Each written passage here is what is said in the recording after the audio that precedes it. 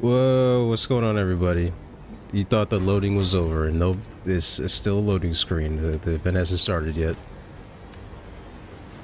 I'm joined by Willow Games. We're going to be commentating over the event. That's whole thing is that it has no hosts. I will mention no things I'm not allowed to. Which isn't a list, but I've got a mental list. Despite being invited by III, they didn't say I couldn't say anything, so I'm unfiltered. Yeah. What you're gonna see here today was raw. It's unfiltered. But for those that are unfamiliar with the III initiative, this is a indie gaming showcase similar to like Summer Games Fest. And we're going to see a bunch of gameplay reveals, world premieres, and trailers of all sorts. It's going to be a good time. Actually, I can probably show off like the little preview trailer that they did, teaser. I'm gonna be quoting Logan Paul's apology video until I'm like 70 and no one understands what I'm saying. I feel like at this point, like that was what, in 2017? Yeah, it was a long time ago at this point. People already don't know what I'm saying.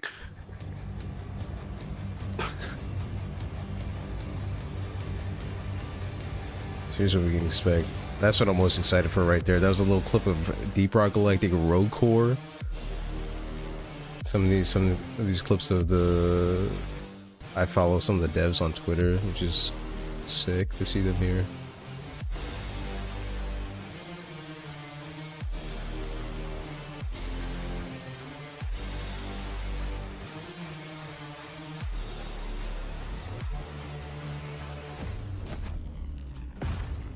All right, we need like a word when I need to reference that YouTube channel who's making a game whose name I can't say correctly, so that I can pause in the middle of my sentence and then you can say the name and then I can continue the thought. What? Kyrgyzstan. Kurzgesagt? That's the one. Yeah, we also got a Kurzgesagt jump scare in there.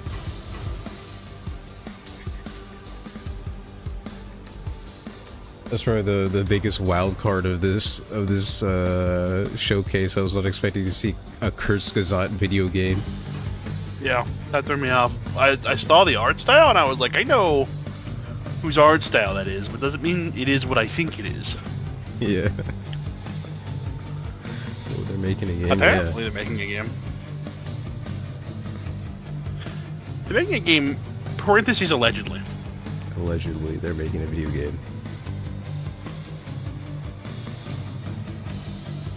Got a lot of cool little developers and publishers that you've probably heard of.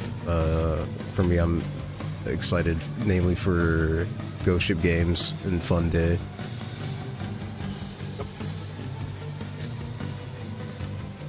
Aren't they used to a science channel or something? Yeah, they're like a science edutainment channel that does like cool animations, which is why it's very unexpected of them to do a video game. Did a little perusing of some of the developers, not the games that they're going to announce or showcase, but just the developers and what they've worked on. So definitely going to see a lot of variety here, because the few that I like spot check looked at, there were some kind of life simmy games, some farming style games, some JRPG, some roguelike. So going to be a really wide smorgasbord of different genres for sure. For sure. Last year, one of them made a game like Humankind, which is a 4X. Yeah. Last year's event was pretty jam-packed. We saw some shit like Risk of Rain 2 and Hyper Light Breaker. Oh yeah, Hyper Light Breaker. Was that first shown at III? Because I know it was shown at III. I don't think it's the first time we saw it was at III, but it was shown off at III. Yeah. Yeah, I saw that in their headline. They're always in the morning because unlucky, sounds like you're in NA, and that means that they have to accommodate for Europe. Yuck. Nintendo Directs are 7 a.m. my time. This is 9 a.m. my time. Yeah, no, Nintendo Directs are brutally early. It's one of the fun parts about you can see people reacting to Nintendo Directs. They all look like they just woke up 30 seconds ago. Because they did. all the like Los Angeles streamers that are watching Nintendo Direct. What time would it be in Japan? 6:45 a.m. Right now? Yeah, right now. Let's see. It is 11 a.m. Damn. Nope. 1 p.m. Nope. 1 a.m. Got it right. Third time's the try. Wow, I had the right answer in my head the whole 3 times and said the wrong one twice. So the Nintendo Directs are quite late there. Yeah, for sure. It's definitely their attempt to try to get it, and the only time slot they feel like is pretty global.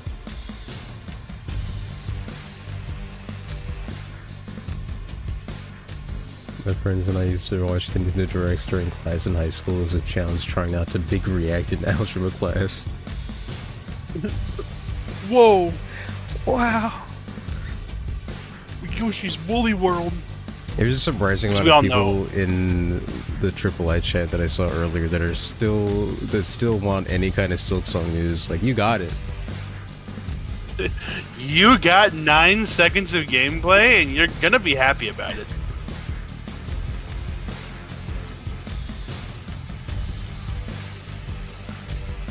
Also, if there was going to be any Silk Song news, I think they would deliberately mention Team Cherry and as among the developers that they're showcasing here. I would imagine as well. I've been working on my little early access game. What kind of genres do you guys love the most? I'm a big fan of roguelikes. That's also really cool that you're working on a game. Very narrow list of genres I don't usually play, and a pretty wide list of genres I do. I enjoy FPSs. Usually it's not a JRPG, I'll usually be willing to play it. Or try it.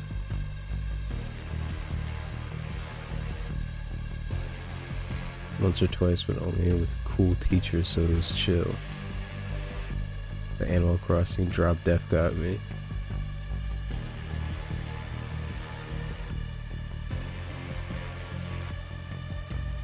I said that, then I do have a favorite genre, and it's just Metroidvanias. That is like your genre, I'd say.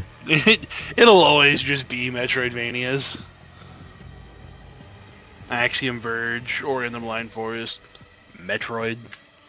Yeah. My Penny's doing for like the entire school day, knowing there's a direct, but I couldn't see because my school started at 7:30 a.m. The pain. When I was in high school, they were pretty relaxed about phones, so maybe I could have gotten away with it. Hollow Knight, right, Wolo? Oh yeah, Hollow Knight is a Metroidvania that I don't think you particularly enjoy. You know me, big Hollow Knight enjoyer. So excited for Silk Song. It means a lot to me. I also enjoy a good Metroidvania. I played both Ori games, some of my favorite games of all time.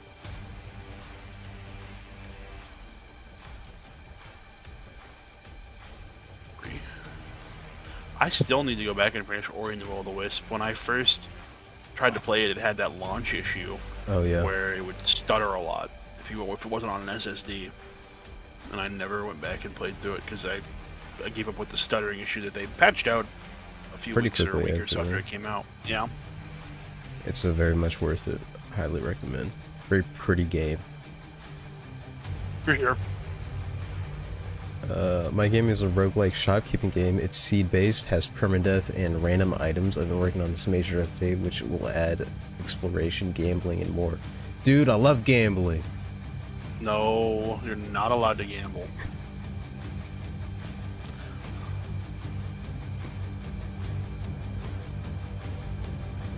That's really sick.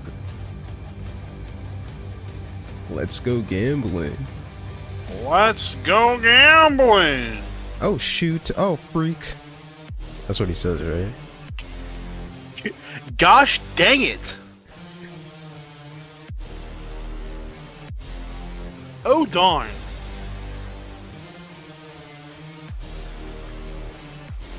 Alright, 5 seconds. Can't believe that they're gonna show the hit indie game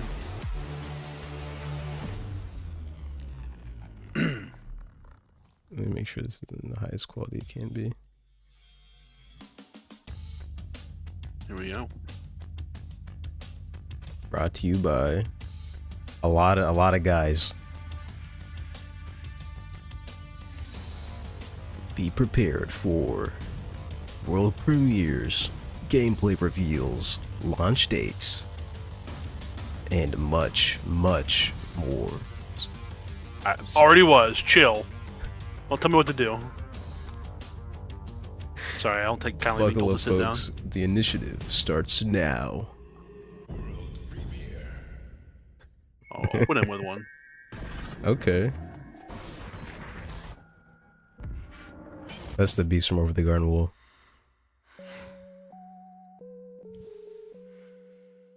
Whoa, disaster piece on the soundtrack?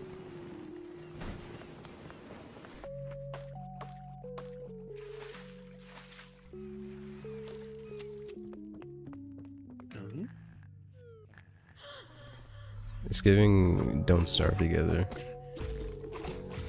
But with combat. Actually, did the game have combat? I haven't played it in so long. I forgot there's like a farming aspect to Don't Starve, huh?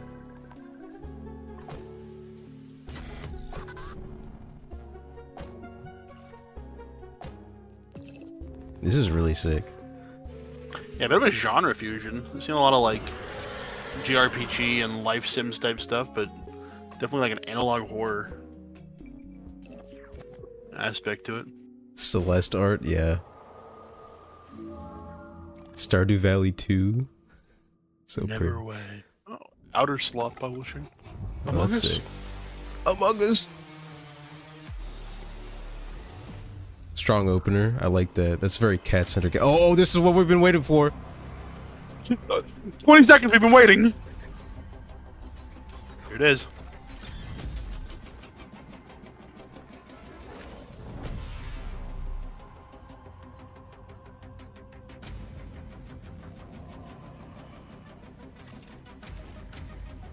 Whoa, the reclaimers look. Ooh, like they're the same shape as like the DRG guys. I wonder if we will get reclaimer armor in DRG proper.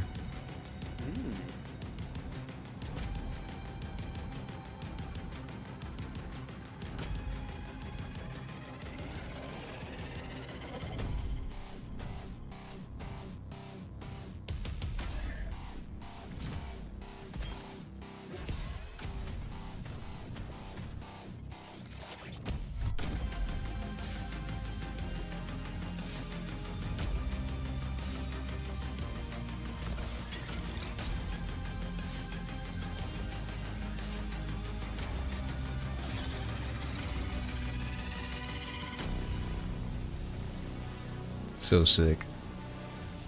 It's Very really cool to exciting. see all the like finished assets. I got the robot bird, by the way. Oh, you can sign up for the closed alpha now. Oh, hell yeah. We are not just men.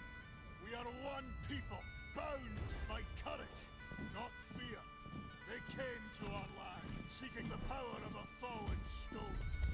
Today we stand and fight for the right to live free!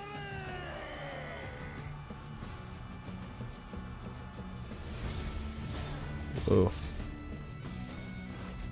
No. Hold the line, let them go. Scotland will Feel like a Dynasty Warriors. yeah, but like Energy? roguelike. Yeah, let's do a little roguelike element there. Play now. Open beta. Oh shit. You've got nowhere left to run. Resist will resist the urge to stay its Octopath Traveler. It's dangerous. It's what we fight against. The demons above, the beasts below. And the heretics within. You have everything it takes to really help Antioch. What do you want us to do? I won't lie to you. We're in a crisis. That's life in the Bishops. The enemy designs are really cool. Apocalypse is always a couple of days away. Great. You'll get used to it. Just remember that when you're a bishop, and the difficult choices come, Save yourself. Abandon false God. There are laws even gods cannot violate. The Treasure Planet ship there, by the way. Yeah. Anytime I see that, like, pleated sail. You'll Endless Legend sequel. What is Endless Legend? Oh, if only there was a trailer to help us find out. You said sequel. I am many It said that is Endless Legend too. Maybe I'm mistaken. Many things. I might be misremembering. God. Wanderer. But the names I have had are nothing compared to those I will soon earn. Well, let's go do this. I carry a searing flame that has flickered yet never extinguished, and an iron mantra that cannot be broken. The waiting will soon be over. Basically, Civilization with aliens. Yeah, it's a 4X. Grand strategy games. Okay. Well, they got kaijus.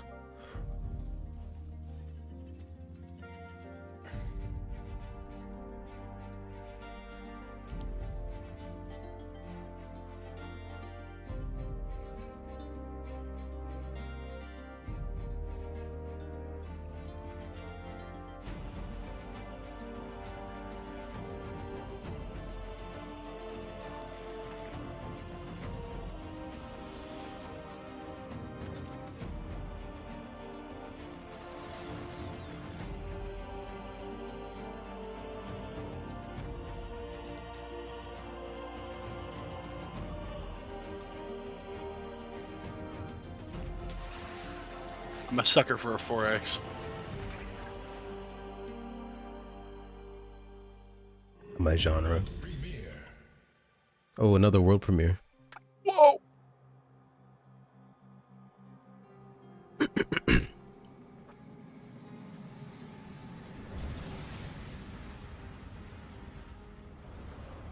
Frostpunk 3. Barotrauma. Whoa.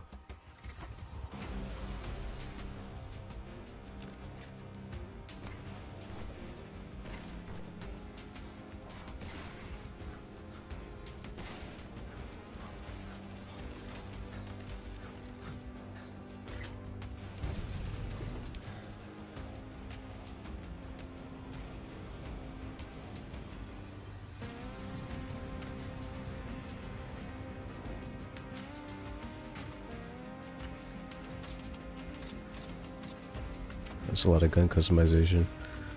Yeah, so I think it's like the creators of Barotrauma, which is a very different game. It's like a 2D submarine game, but some extremely in-depth co-op that is a bit intimidating for me.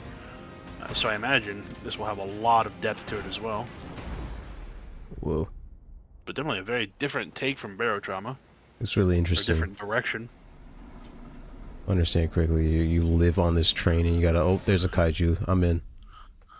Ah, I see. So that in that relation is very similar to Barotrauma, where the train is your vessel.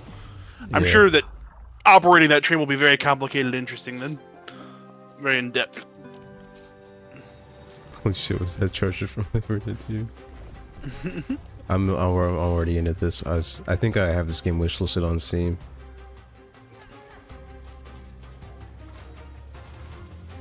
Sam is also very excited for this as a sequel to a game that Sam has played.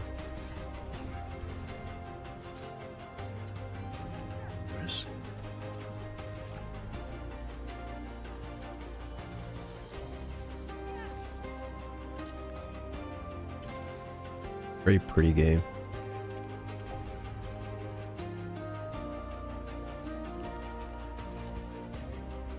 It'll be a little shop key.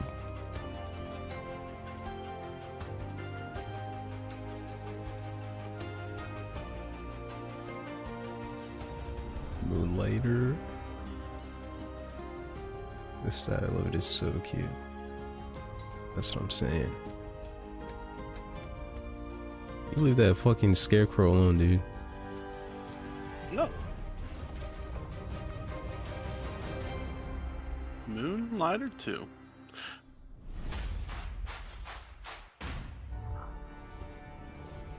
Fucking, there's the Kurzgesagt game. There it is. There it is. Whoa, I like the 3D-ified version of their art style.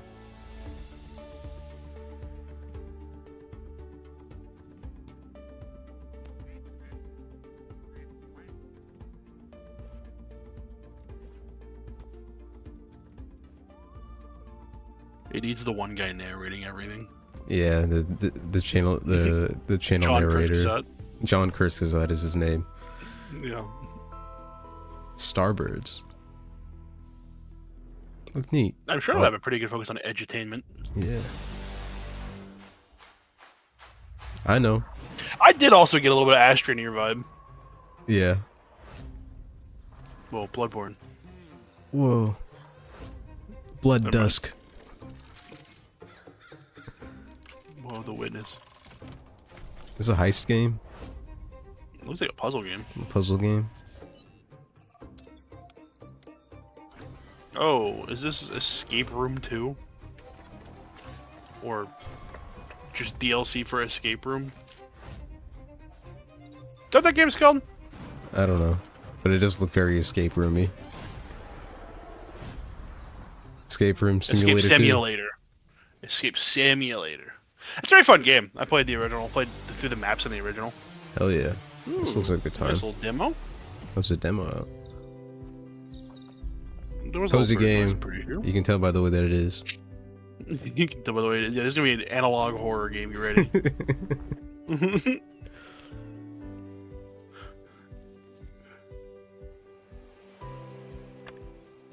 Something like this is how they're gonna announce Resident Evil 9.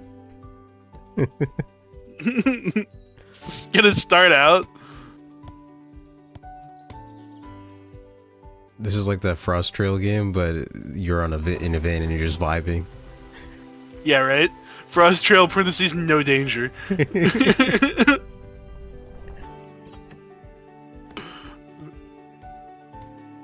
There's no Left 4 Dead 2 chargers in this one. Yet. Actually, that's the one thing they kept.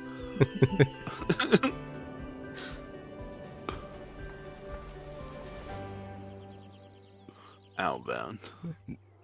Looks like a good time. Definitely a vibe game for sure. Ooh. Whoa. Swinging and gliding. Grapple hook. Every game, this is more of a Luke opinion, but every game should have a grappling hook. Yeah, It's time. they can grapple into enemies.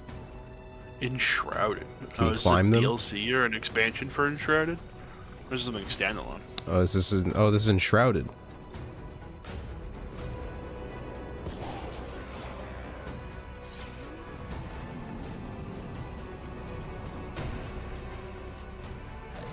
It is an update for Enshrouded. Nice.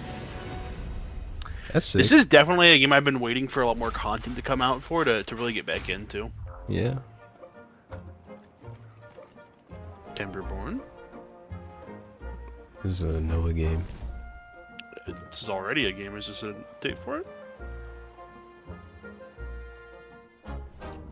Oh, you get your beavers. Robot beaver.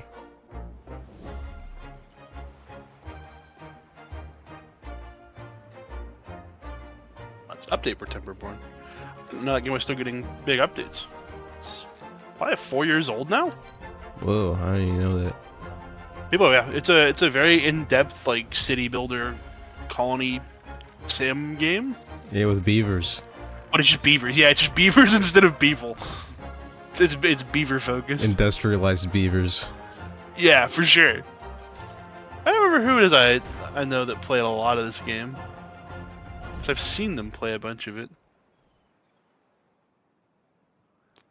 Nice. Hell yeah. Good to see popular indie games still getting. They don't have to updates keep all these reminding me. days. I know I'm watching. I know what I'm watching. No. 1 million copies sold. 11 unique characters.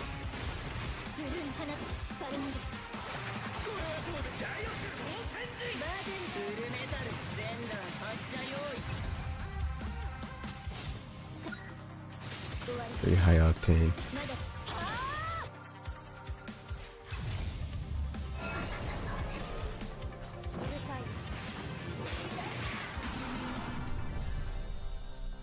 Entropy effect.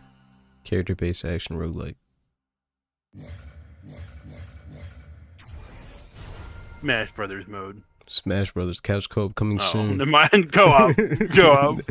Not PvP. So they were doing like a Shovel Knight random PvP mode.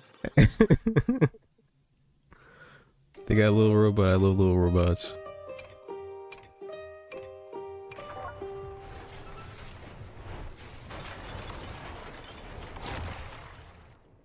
Oh, it shitted.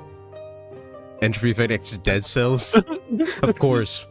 You truly just have to ask to get a Dead Cells collaboration. Yeah. Pick up your camera. Show me what you truly see. I need to head up that mountain. My home's up there. That's not exactly walking distance. She's blessed too. She's climbing a mountain. Sorry. The dog's got a head. See what the dog got a hat. Well, I can't let a kid go up there alone. Where's the clickers? Fading away. If anyone should be gone, it's failures like me. Not someone with their whole life ahead. Hey, Is this Silk Song? This is Silk Song. Every star up there is a flame. If there's a god in the fire, would they see the moments that we capture? Even the ones that It's a show crazy what's question. in our hearts. What the hell? The talking animal arc was not where I was ready for this to go. No. This game's a vibe. It reminds me of Kiddo, when you what was that make it game I back, called played? Season. hope you grow Letter up to the strong. Future. even when your best isn't enough, try to stay brave. Opus. Prison There's Peak. something you want to keep. Capture it, so it stays.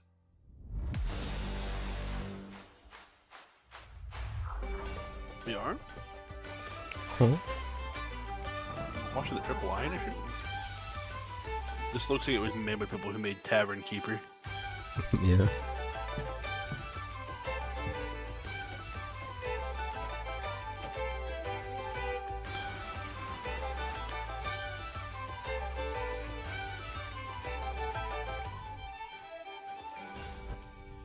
Blacksmith Master. Tavern Master. Okay, no, that is definitely the same game. Copy that. You have all dreamed of peace, yet it was nothing more but an illusion.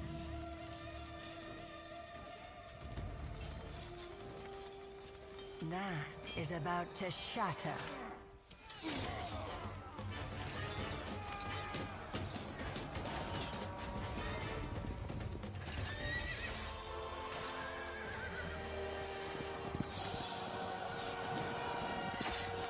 Someone just said Avatar? I didn't say it. I thought the same thing. Like, people yapping and then a blue person peeks through the bushes. Also just immediately thought Avatar? You struggle. So pathetic. So foolish. Minotaurs. Not even death. Necromancitars. You comfort. Oh, never mind. They're on the same side.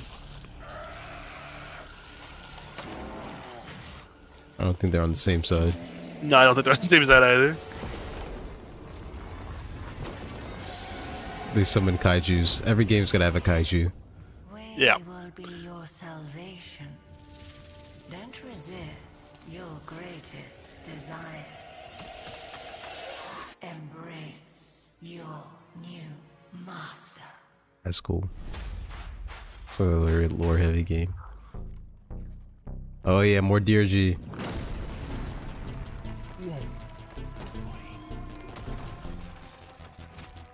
The bounce pads are the best mechanic in that game. That I it stand literally. behind it.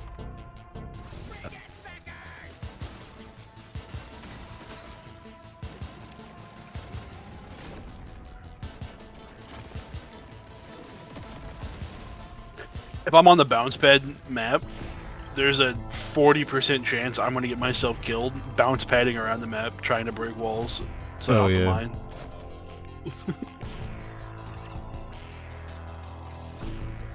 I And this really game fought all really that. shaped up. Yeah, true. Where all the gold come from? Blood? Huh? Whoa. That's It a really research shaped up. I haven't Someone seen who- before. I played this right as it was first in early access, I think it was. I Yeah, don't think it it's was still in doing early release. access, I think. Yeah. And man, it's got so much more content now than it did then, and they're still For going. sure.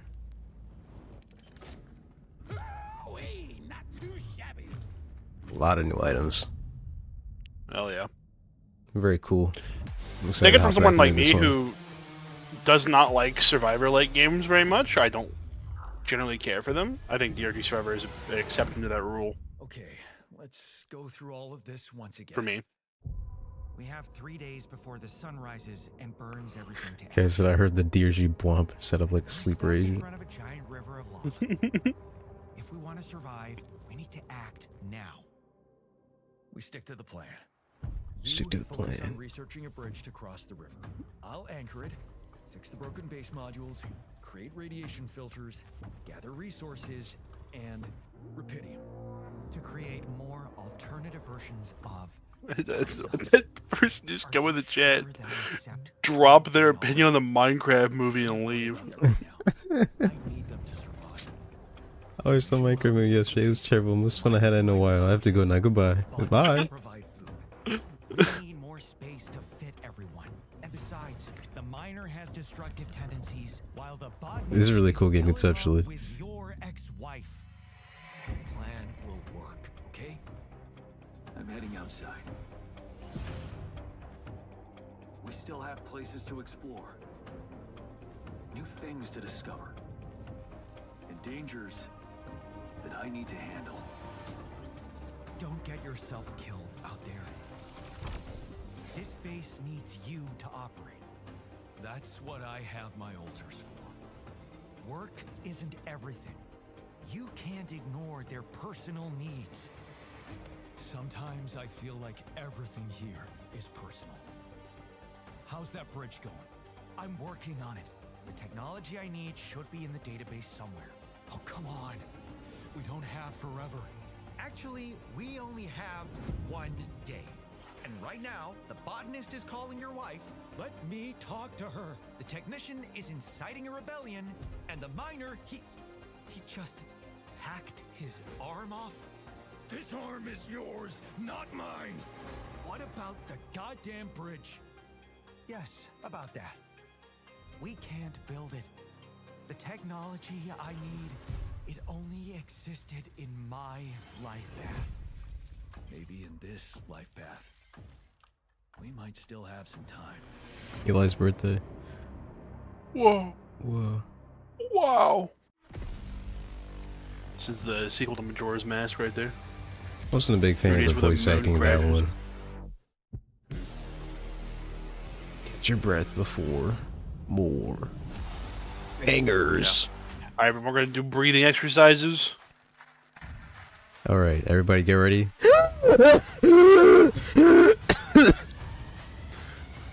Just follow along like I did. Whoa. Speedrunners? Speedrunners. I would love to see another Speedrunners game. Yo! Oh my god, we're getting a sequel to Speedrunners. Hell yeah! I played this in Voice Basement with Kat. I love Speedrunners.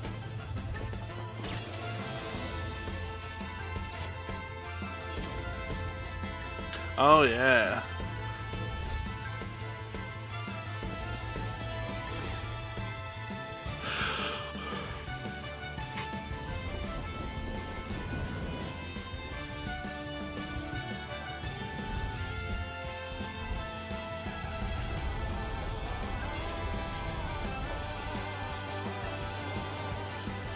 I don't know if I prefer this new art style, but I will be happy to be ripping around maps again. That is the best part about speedrunners. Yeah. Ripping Wishless around- now. oh, this Coming in year. 2025 this year.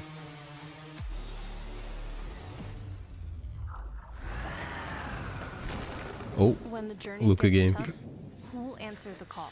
You can't say that if there's a car. Adventure called to something deeper in us. look at it. Over the hill beckons you back. Look at it the way it is. Days What is this? when Breath of the Wild, but you're a car. Find your grip as tires fight for precious traction on wild and untamed paths. Death Stranding, but you're a car. Welcomes you with its Yeah, grace. you just.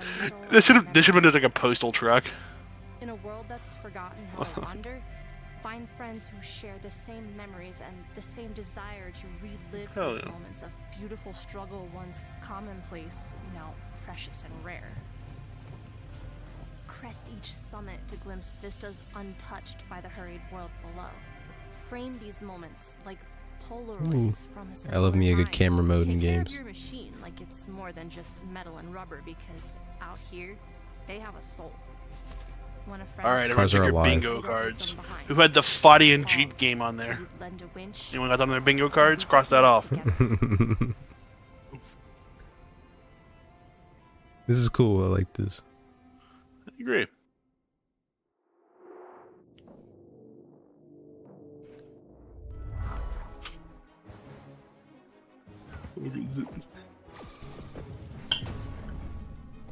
Oh boy.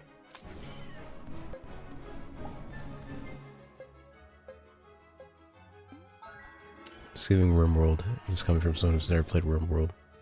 Yeah, it does.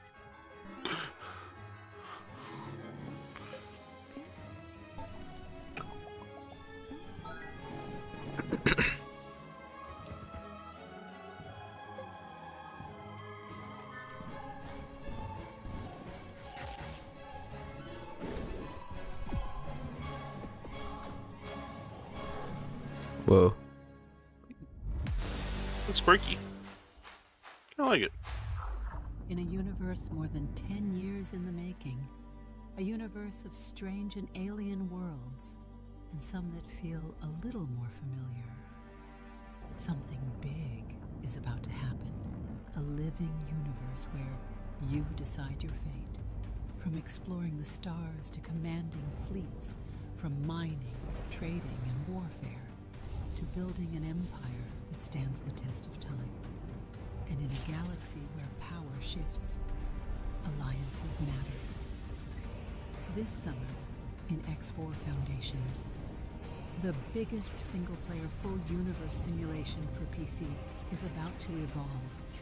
Diplomacy will finally be an option.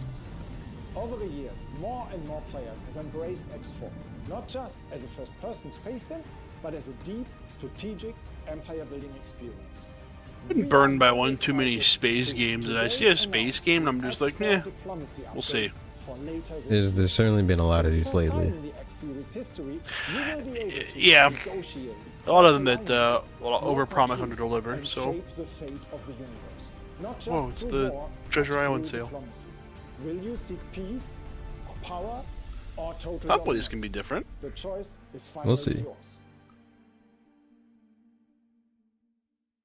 Foundations.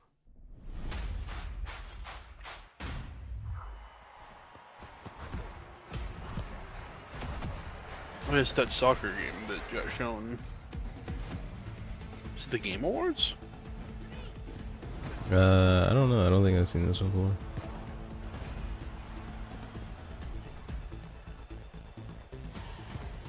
We saw a very brief snippet of this. I want to say it was at the Game Awards. This is giving a lot more information.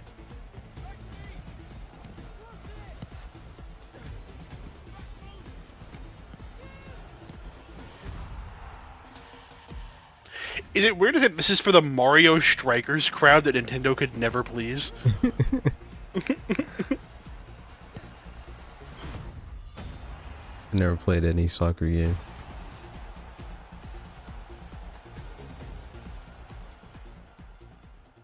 Rocket League, but people. True. That's just soccer. I don't feel like doing this today. I just want to sit inside and play video games.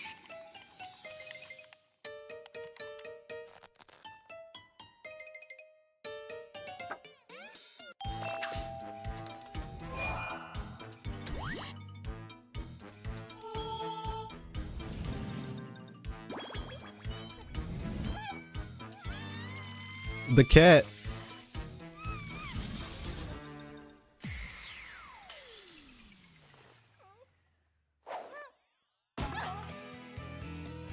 Oh, there's another one. I got no idea what's going on. I don't know either. What is the game? But I'm curious. Looks like they're pitching a show.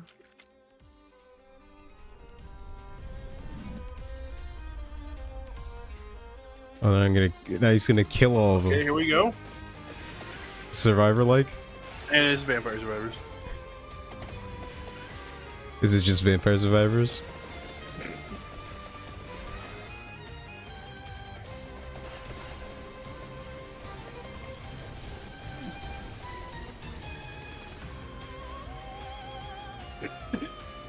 I guess I don't know what Emerald or Saga Emerald Beyond is, so I'm not the target demo for that. Yeah. I got really confused when it was just Vampire Survivors, though. Ikuma, the frozen compass. Shadows, eyes burning like the devil's own fire. If you hear their whispers, run. What's the dog doing? This is the Ice Climber sequel everybody's wanting. Yeah, where's Soko and Nana? I think are their names?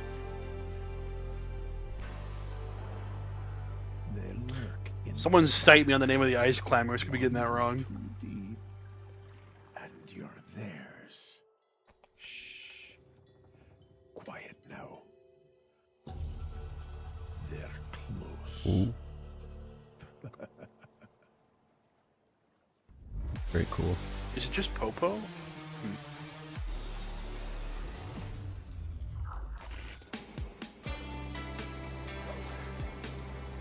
Another factory game.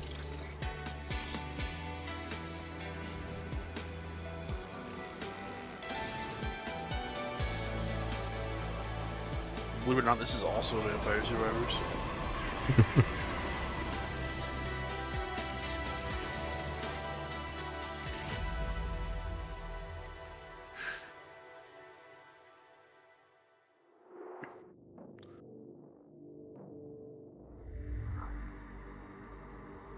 Stunlock Studios.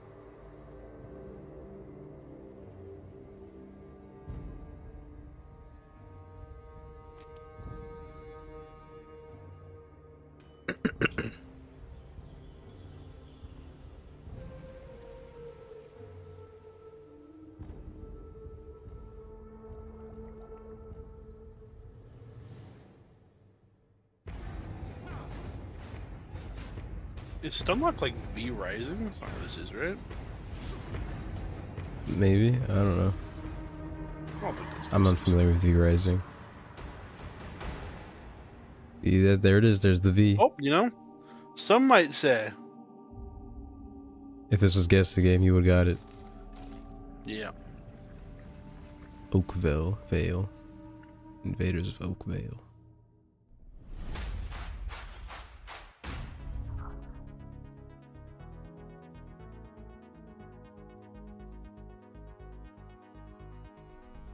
What's the donkey doing there?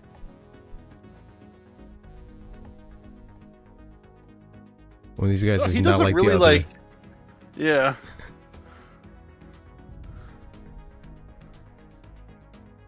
He got shades on now, so I'm just looking at the doggy.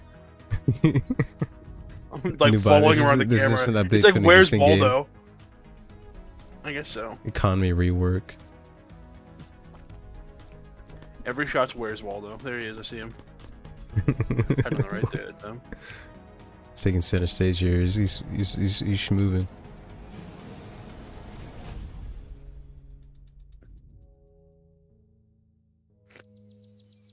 It says 1.0. Oh shit, they're like releasing. Fuck yeah. My star. Going back sounds tempting, doesn't it? Wizards 102. But if we're always looking back, we'll miss everything the present has for us. Sometimes I'm too funny.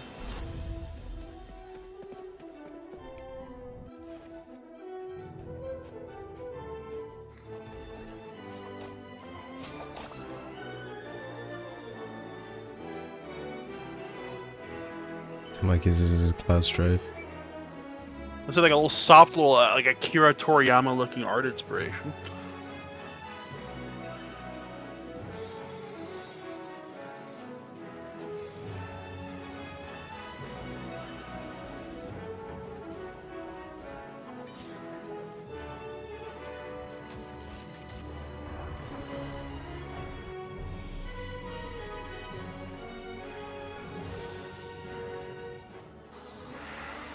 Ooh.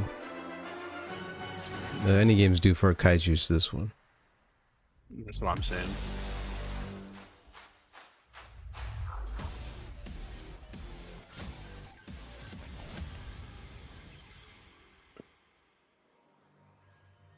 Screen juice.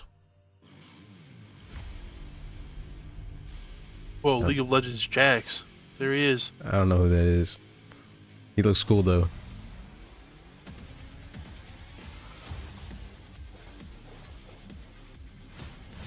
Yeah, now this is epic.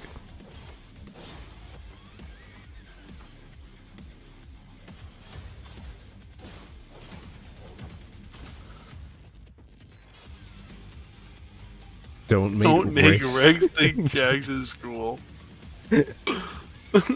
Damn, poor Jax. This game looks sweet Seems though. like switching between characters is mid combo. Okay. Combat reminds me of Hi-Fi Rush. That's a game I've been meaning to play. こんにちは、西木康則です。僕は最近 The Eternal Life of Goldman の作曲チームに加わりました。でも、もしかすると皆さんこう思うかもしれません。おいお前。I like knowing that for every trailer we watch, or I'm just like, this looks fine, but it's not for me. That somebody out there, like, this just made their year. Right? とても複雑なテーマを扱っていて、多くのアイデアが混ざり合っています。正直少し迷子にな I like the art style of this game a lot. I do too. No fear, Yasunori. I was in your shoes not long ago, but then I remembered. In the abyss of chaos, you can always grab onto the strongest thing there is. Love. The events leading to the eternal life of Goldman are a tragic love story. So just try to imagine what a broken heart sounds like. And wherever there's love, there's death. This game It does give Cuphead. ancient tales and legends with religious motifs. A bold ensemble that gives us a glimpse into the darkest corners of the human soul. Imagine the sound of a sinner's knees trembling before the last judgment. That's all well and good, kids, but let's not forget, the eternal life of Goldman is, first and foremost, a cutthroat video game. And what's music supposed to do in a cutthroat video game? Get the pulse going so hard in your temples, you have a stroke. なるほど。ありがとうみんな。なんとなくつかめてきたよ。ちょっとじゃあやってみましょう。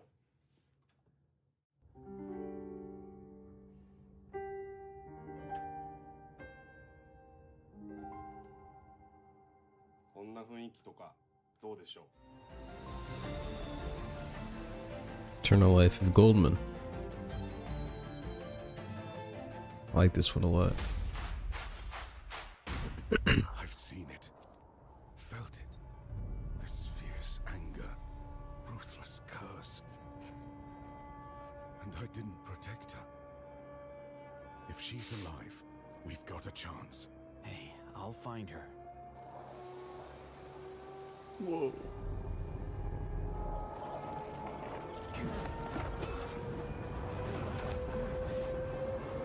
You're alive.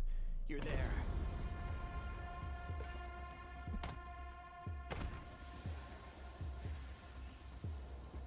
What the hell is this?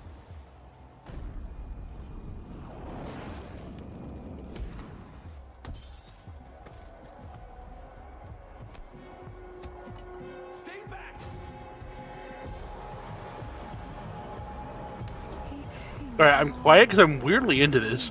Yeah, no, this is Into the Fire. This is really cool. A lot of games I'm gonna be adding to my wish list after this. Fireman Simulator based.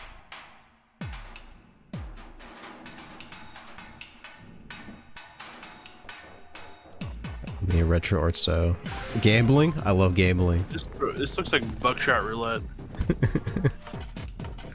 Pay your debts.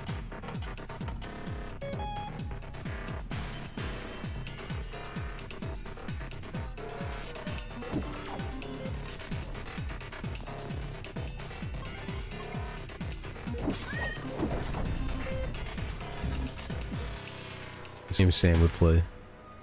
Just buckshot roulette meets luck be a landlord.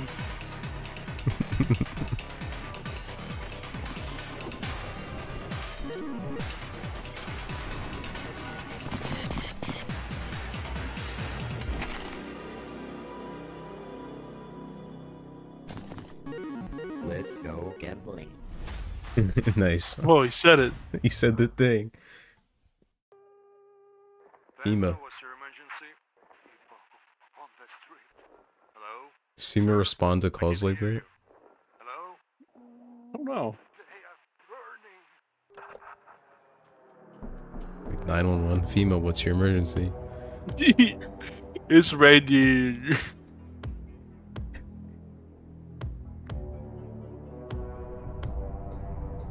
Unmask the visitors. Whoa. Before it's too late.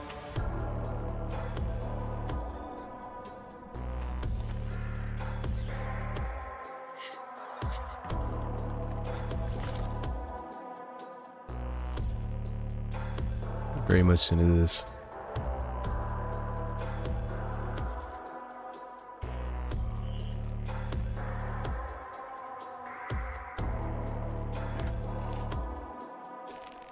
They got bugs in the ear.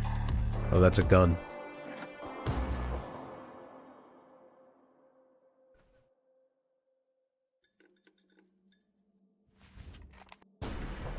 Jesus.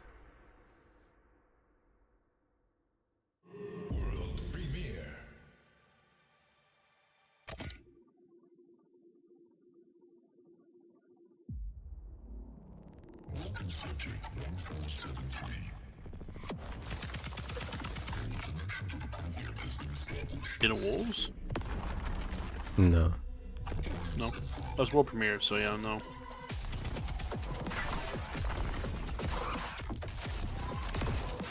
We did get some Den of Wolves gameplay recently, though. We did.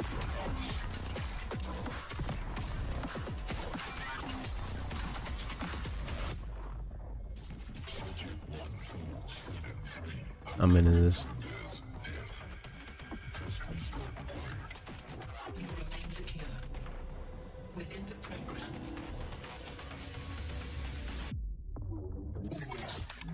Well, that was cool.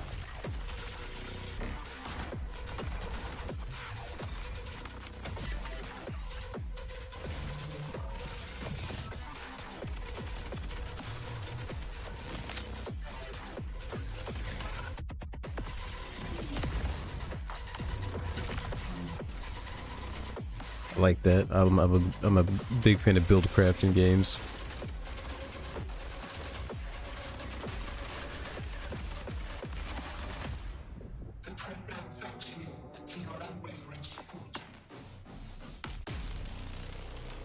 Sick. Void Breaker. Void Open Breaker. playtest. Play now. Okay. I might just fucking hop on that shit. You can't make me.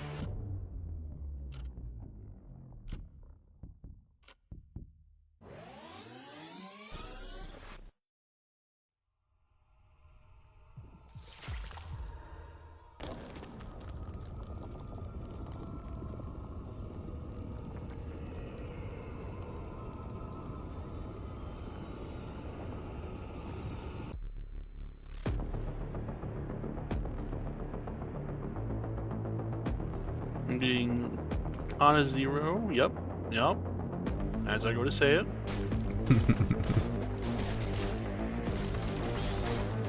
We got a sequel to Katana Zero. It's a very fun game. Hell yeah, I fuck with the art style heavy.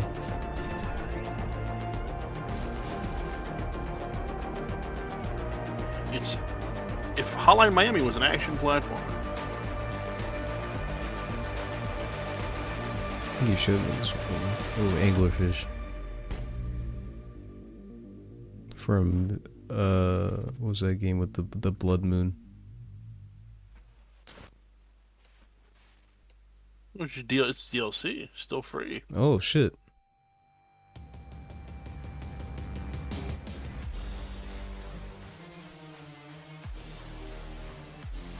That's the event. Doing a recap. Train, Beaver, I remember those.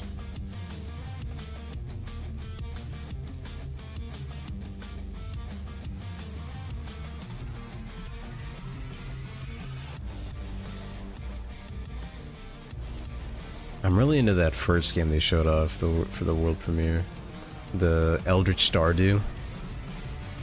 Remember that second game they showed off for the Deep Rock Galactic Rogue Core? That one I wasn't too into. No. Cheap Stranding looks pretty funny too. Gameplay behind the scenes looks at today's announcements.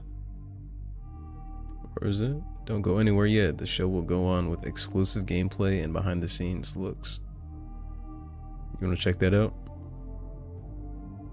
I don't know. I'm curious what that means. Yeah, I do agree. The Katana Zero mission was unexpected.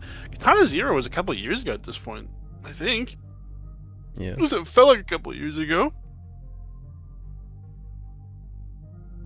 Fun game. Yeah, 2019. Dang, it was a long time ago. Additional port in China. It had a big presence in China this year. Yeah, for sure. Which I think we'll start to see more and more of, especially with Steam China. Was that 2021? I think that launched, and it's been growing pretty rapidly. I imagine the interlacing of Chinese games into Steam, especially, is going to become much more common. For sure. Closer look.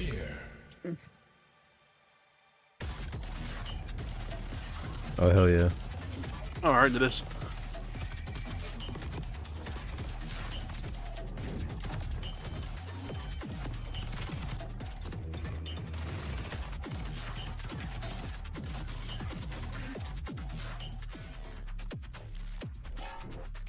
Hello everyone, I'm Daniel, solo game developer and creator of Voidbreaker.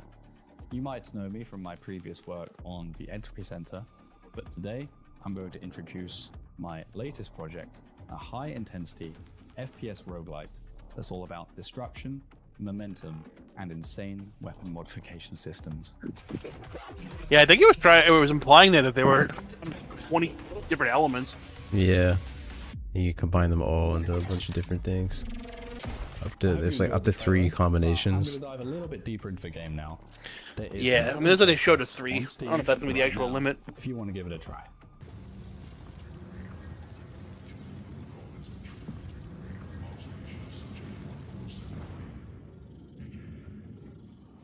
I was a video editor turned cinematic artist turned indie game developer.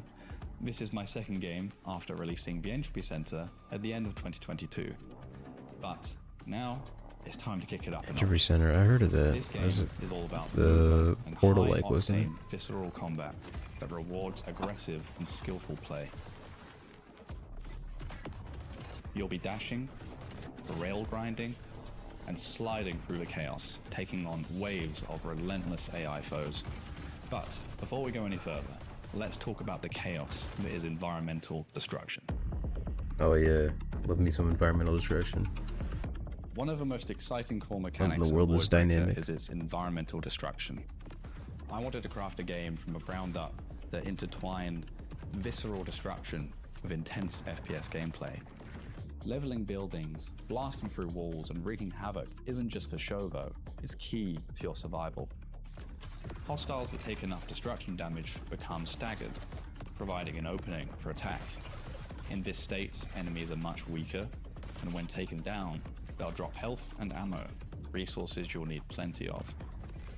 You're equipped with multiple tools to wreak havoc on your enemies, such as an impact grenade, a quick and fast tool for destroying structures. You could destroy the supports of a building, trapping enemies inside for easy pickings? Or how about destroying the floor that an enemy is stood on to give yourself a bit of breathing space? Every time I see destruction in a game, I'm taken back to a memory of Ace of Spades, a now pretty defunct like voxel shooter. And it had a very heavy focus on destruction.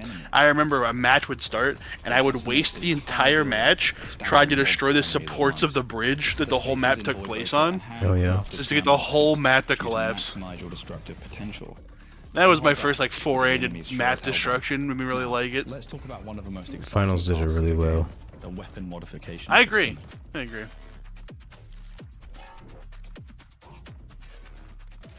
Modules are core to your arsenal, allowing you to create mechanically complex and diverse weapon combinations.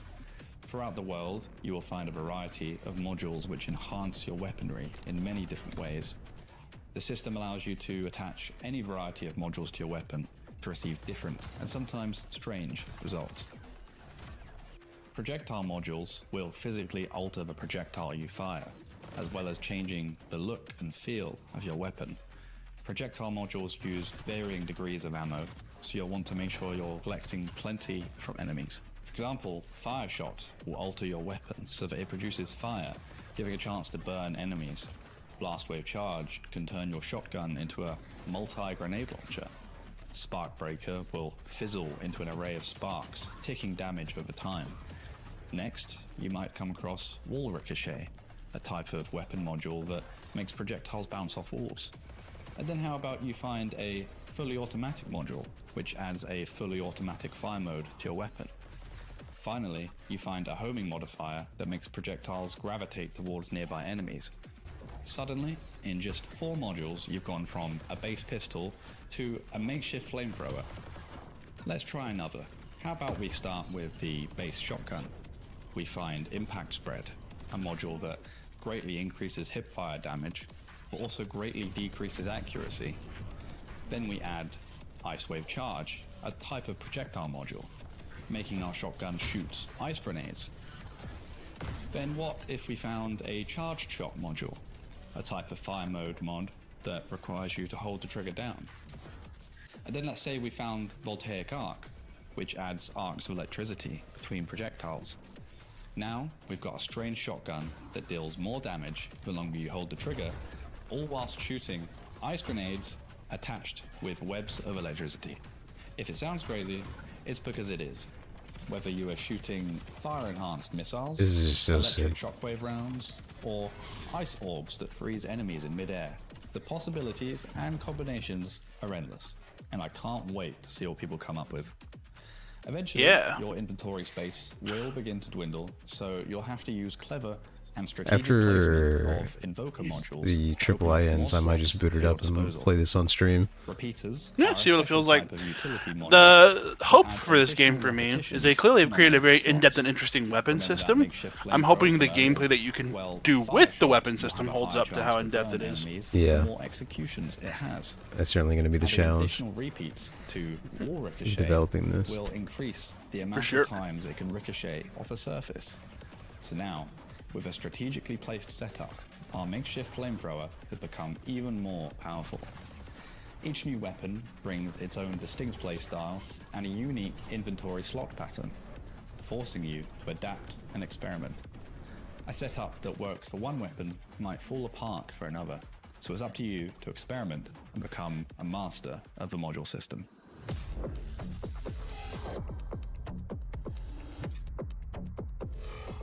Beyond weapons, there are a variety of other mods that drastically alter gameplay, granting you powerful abilities to utilize during combat. These could be tools such as time-slowing abilities, defensive barriers, and even explosive traps. One of my favorites is Ignite Launcher, that allows you to pick up lesser enemies with a gravity tether and throw them towards enemies. Sick. Or how about Side Burst Engine? This will make enemies that have an elemental effect applied explode on death, spreading the element to those nearby. Or maybe you come across Credit Rage, which will increase your damage relative to the amount of credits that you have. The richer you are, the harder you'll hit. And again, all of these can be stacked in interesting and unique ways. Let's also not forget corrupted modules, an extremely rare module type that is glitched and corrupted by the program. I'll defer to you to find those and experiment for yourselves.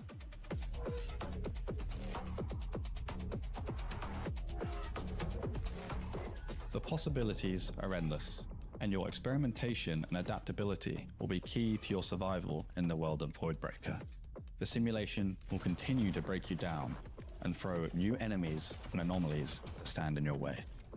Tougher elementally infused enemies will directly counter some builds, so strategic and preemptive planning and adaptability will be key to your survival. You are able to hot switch between projectiles mid-combat, so whether you go all in on a certain build direction at risk of potentially being countered later in a run, or hoard a wide variety of modules giving you flexibility for any circumstance. The choice is totally up to you and your challenge to overcome. Narrative. Voidbreaker takes place in a corrupt simulation. Players will take on the role of a prisoner captured by Idris, a malevolent AI being, who's hell-bent on keeping you trapped within his perpetual testing algorithm. As you progress, you'll uncover more about this world, piecing together the mystery of his origins, and perhaps even a possible chance of escape. I looked towards the pitfalls of current AI technology, the way artificial intelligence generates images that feel uncanny and almost unnatural. That philosophy has been a key part of Voidbreaker's visual identity, creating a world that feels like it's generated by a rogue AI that's desperately trying to mimic reality, but leaving behind those little imperfections, a horizon of uncanny liminal spaces ready to be explored, and lurking within, the unsettling creations of Idris, relentless, eerie beings with only one directive: to break you down. Like the Cage the Elephant song. The world of Break Me Down. Voidbreaker is Just random like that. each time you enter. So your run-to-run Someone experience. says, I wonder if there are going to be other games doing it in depth too. This is quite a long in depth. I wonder how many they're going to do of these are going to do. Find unexplored chasms. Yeah, it's a good question. I imagine that they will remnants of other inmates dive into a you. few games. And when you explore that secret cave, the program Including will not Silksong. generate Including that area Silksong. again Believe it or- in future runs. yeah, believe it or not, it's still giving coming, an RPG-like experience to the exploration. You'll come across obelisks, corruptors, stalls, strange elevators that take you to random locations, and many, many more, all potentially offering run-altering diversions.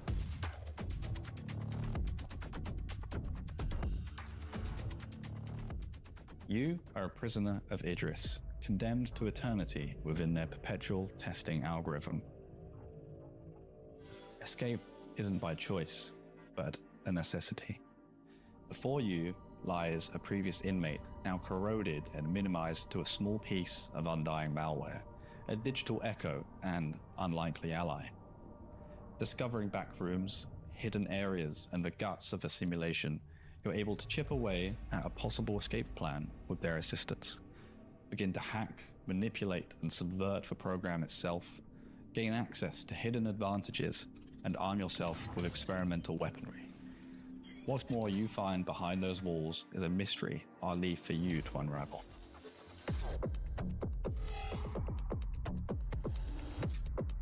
No, this guy's previous game, Entropy Center, was very narrative focused. I'm interested to see how he delivers here. And PlayStation.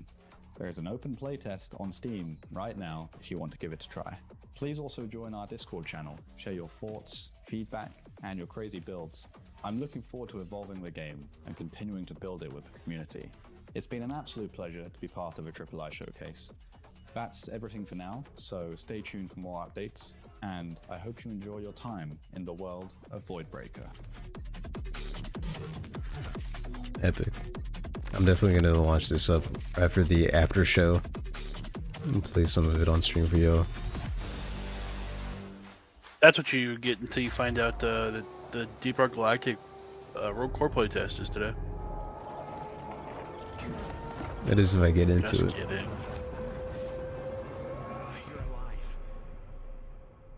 I know you were super in this game. Chapter 1, a burning idea. When we first Is it bad that I wasn't in until we started using a hose? And I got like power wash simulator trauma, and I was like, It's raw beautiful, but also its unforgiving side. This is the power washing sleeper activation. A stunning documentary Yeah, I about know. a French My volcanologist bad. couple who dedicated their lives to studying active volcanoes. The film featured breathtaking, almost surreal footage of eruptions, glowing lava flows, and towering ash clouds. It was impossible to watch those phenomena without feeling a sense of awe. Some Necro in chat. We're watching the after show. We just got through all the trailers. Started digging deeper into the subject and soon realized we didn't have to look far for I missed it. There was a 12-hour part about Silk Song.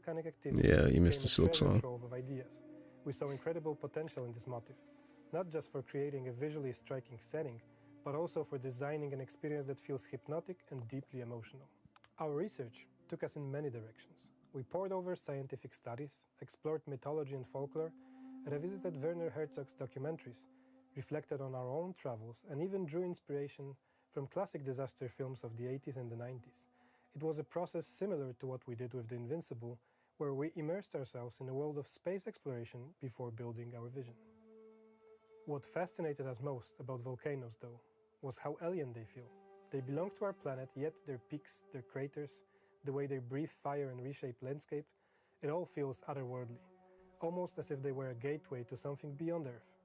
That profound sense of mystery and power is precisely what we set out to capture in our game.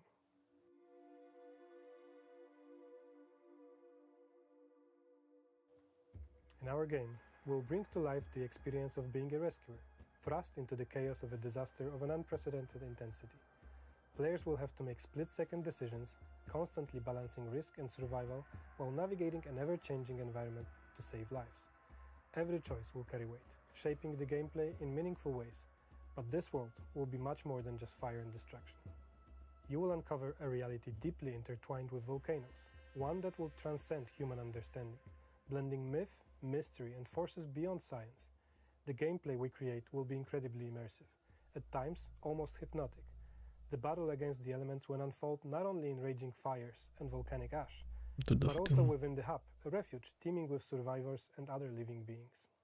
Though the game will feature mechanics reminiscent of shooters, its goal will be entirely different. This won't be about elimination, but rescue. The player's arsenal will include unconventional tools, such as suppression pistol, an extinguishing shotgun, and a firebomb launcher. Destruction will be just as crucial. An axe, a hammer, or even a well-placed kick will clear paths and open access to critical areas. But survival won't be just about brute force. It will require planning. Seismograph readings will help predict dangers, while inventions like the fire extinguisher will buy precious time against the advancing threat. The right tools will be crucial and could mean the difference between life and death. The hub will be more than just a shelter. It will be the heart of your operations. It's where you'll provide Got a guitar. those you save, gather information about missing persons, and uncover the island's secrets. You will expand the hub and embark on missions from there, selecting the disaster zones you want to visit and choosing the right gear for the challenges ahead. It will also be the place where you upgrade your equipment, preparing for the escalating dangers that await. Time will be a crucial resource. Just like water, Got an email reminder from Steam that Ancient Aliens, the game, is sitting in my inbox unopened. He still haven't let Eli refund that for you. There it is.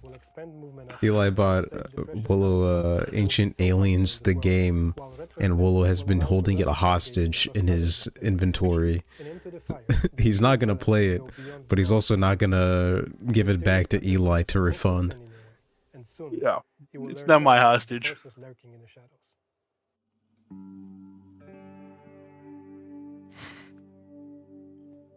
Frank, the protagonist of our game, is a man in his early 30s, a member of a research team with a deep fascination for nature, but a certain detachment from people. He arrived on the island to study an extinct volcanic range, expecting a quiet scientific expedition. However, a sudden natural disaster will shatter that peace, forcing him into a desperate fight for survival. As the disaster unfolds, Frank will have to confront not only the fierce forces of nature, but also his growing sense of responsibility toward the survivors. Eli's wasted treasure. Set at the foot of an erupting volcano, Frank's journey will take him to the border of two worlds, the living and the dead, where the boundaries between them will blur in the shadows of eruptions. As he navigates this perilous landscape, he will encounter people with different life paths, each with their own beliefs, personalities, and views on survival. Some will be driven by scientific reasoning, others by faith, and some by sheer willpower. These characters, with their diverse backgrounds and contrasting approaches to life and death, will challenge Frank's understanding of the world. Stay back. You'll make this place look too respectable. All I can do is drink. Remember? You shouldn't have bothered saving me. She seems to disagree. You can be of use today. Both of you can. That little one's not about to leave your side. Throughout his journey, Frank will be forced to make difficult decisions, and the relationships he forms with the people he meets will shape his path.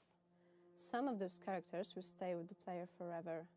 Their stories will deeply move them, while others will lead them deeper into the fiery myths and legends of the island. Hey, that's an Eagles jersey. You follow him? Yes. Please help me. They're aiming for the championship this season, right? Let's get you out of here. You don't want to miss the final. As Frank gets to know himself better and realizes the power of his actions, he will begin to understand that his role in the survival of the victims of this disaster is much greater than he initially imagined. What will start as a scientific mission will become a profound test of his character, beliefs, and his place in a world on the brink of destruction. The power's out. Without air conditioning and with the water we have, we'll last 3 days at most. I'll take care of it. Good. Death tends to lurk where the air's thick. I know someone who might help. People just need to give him a chance, despite his past. Hey man, the power's out this volcano going on. You don't have to speak to me in limericks. That's not helping anybody, Doctor. These are the people who built a city on the edge of hell. We promise that many of their characters you encounter will be unforgettable. Their stories will influence your decisions and emotions, and they will guide you into the mysterious and mythological world of fire.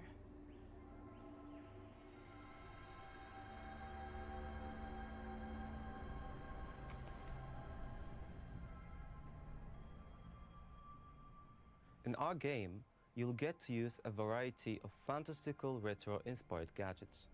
The great example of these inventive tools is the sleds we've shown in our gameplay teaser trailer. These unique sleds are designed to help you traverse the dangerous terrain.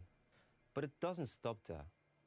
Our design takes inspiration from the groundbreaking inventions of volcanologists from the past. Bold pioneers who, in their quest to explore volcanic landscapes, created ingenious devices like fireproof shields, specialized armor, and even boats designed to navigate rivers of acid. The retro-futuristic vibe is further enhanced by the music we compose, inspired by mystic beliefs. Our sound explorations are deep. We search for music across the world, listening to nature, fire, and sonic stories around the volcano. The key element is also the ritualistic sounds of indigenous people from the volcanic islands, which add an additional mysterious layer to the game's atmosphere. We use instruments native to regions of South America and Asia, primarily percussion, but also the wind instruments like flutes. The music in the game evokes a wide range of emotions, but a very important element for us is nostalgia, achieved through the effect of a wobbly tape and use of analog system for recording. One can also find inspirations from the psychedelic sounds of 70s rock.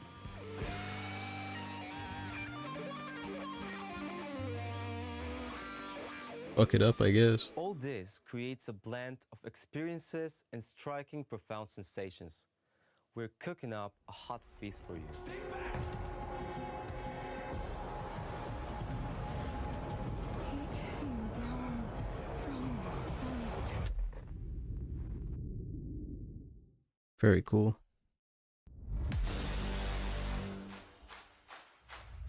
When one day, I just got an email from Ichigawa-san. Vampire Survivors Emerald With Diorama. all respect from this email, I didn't even know if it was authentic or This not. was the most So confusing I thing. created a little GIF animation.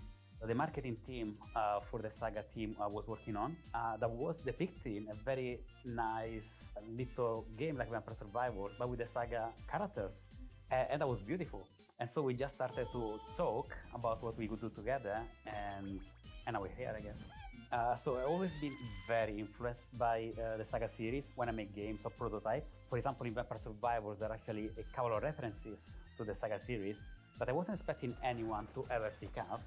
And instead, fans of Saga did pick them up and were very surprised and happy to see that there were other people out there who know the little things about the series.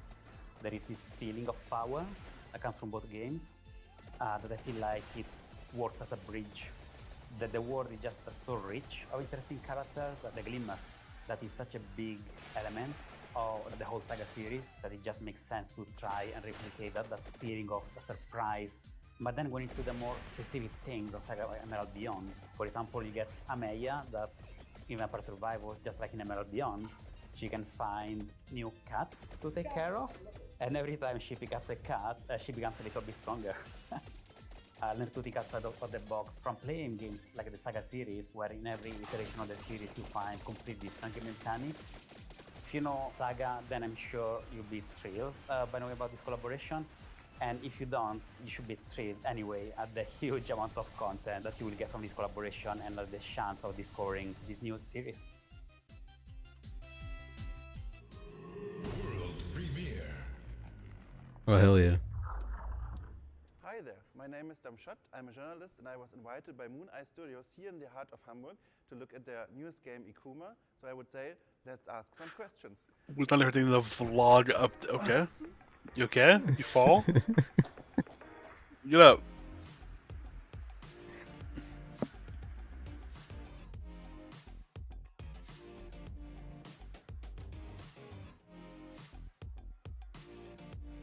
Why is this shot like it's B-roll for the how it's made on Discovery I Channel? don't know. That was a really long establishing shot.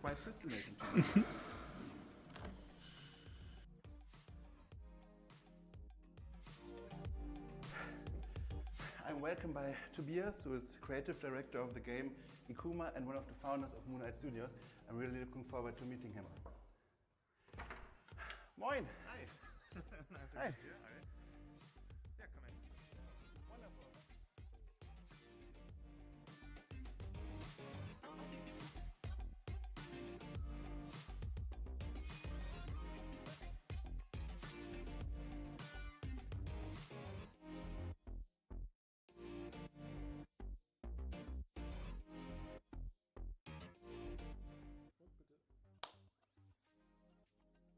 So what do you actually do in the game? Yeah, so the core gameplay basically is still similar to Lost Ember, an exploration adventure. So it is based around exploring the world, finding its secrets, and yeah, following a story. Ikuma is more open world than Lost Ember. So the main part of the game is like an open world on this Arctic island, and you have to use not only different tools and instruments that you find on this island to just reach different areas, but also work together with your dog, and yeah, only together can you manage to survive on this island. Either yeah, just alone and switching between these two, so you can freely switch between Sam and his dog Ellie, or as I mentioned, in co-op, and you can play with a friend, and one person will play Sam and the other Ellie, and yeah, together you solve not really heavy puzzles, but light environmental puzzles, and progress through the story. Yeah. Would you say it's a hard game, or Are they really silencing my volume? Here, I can turn them up. I would say it's more. That's the opposite of what I There want are to do. like There it is. Aspects to it. It's up. You have to yeah, find food and shelter for warmth and stuff like that. But it's never super hard to do that. It's more a driving story element than really like a punishing hard game mechanic.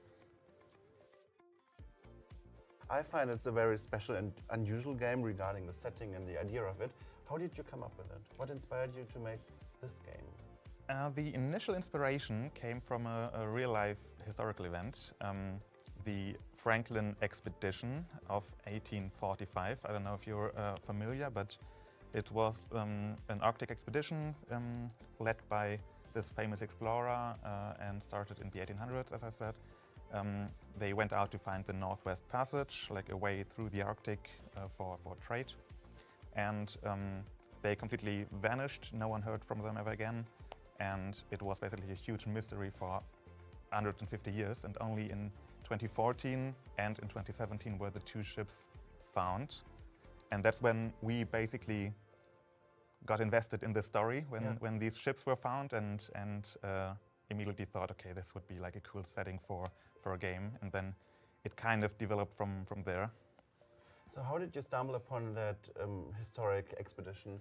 Are you a history geek or? Not really, I don't know. I think it was just a random article somewhere. And then, I read into it and found it fascinating. And how do you go from, I find an article interesting, to let's develop a game? You gotta put money into it, Yeah. time and energy. Camera's in order. It's just not in focus. I mean, that was a longer process, and we only started about 3 years after this initial. They are, and I appreciate that.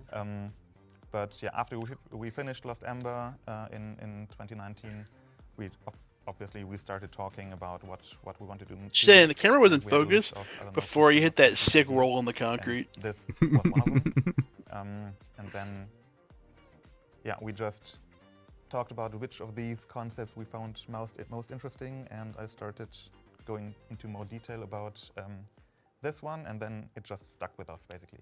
It was just, we talked for a couple of months about, okay, what we want to do, and this would be the concept that we all could imagine a cool, bigger game around.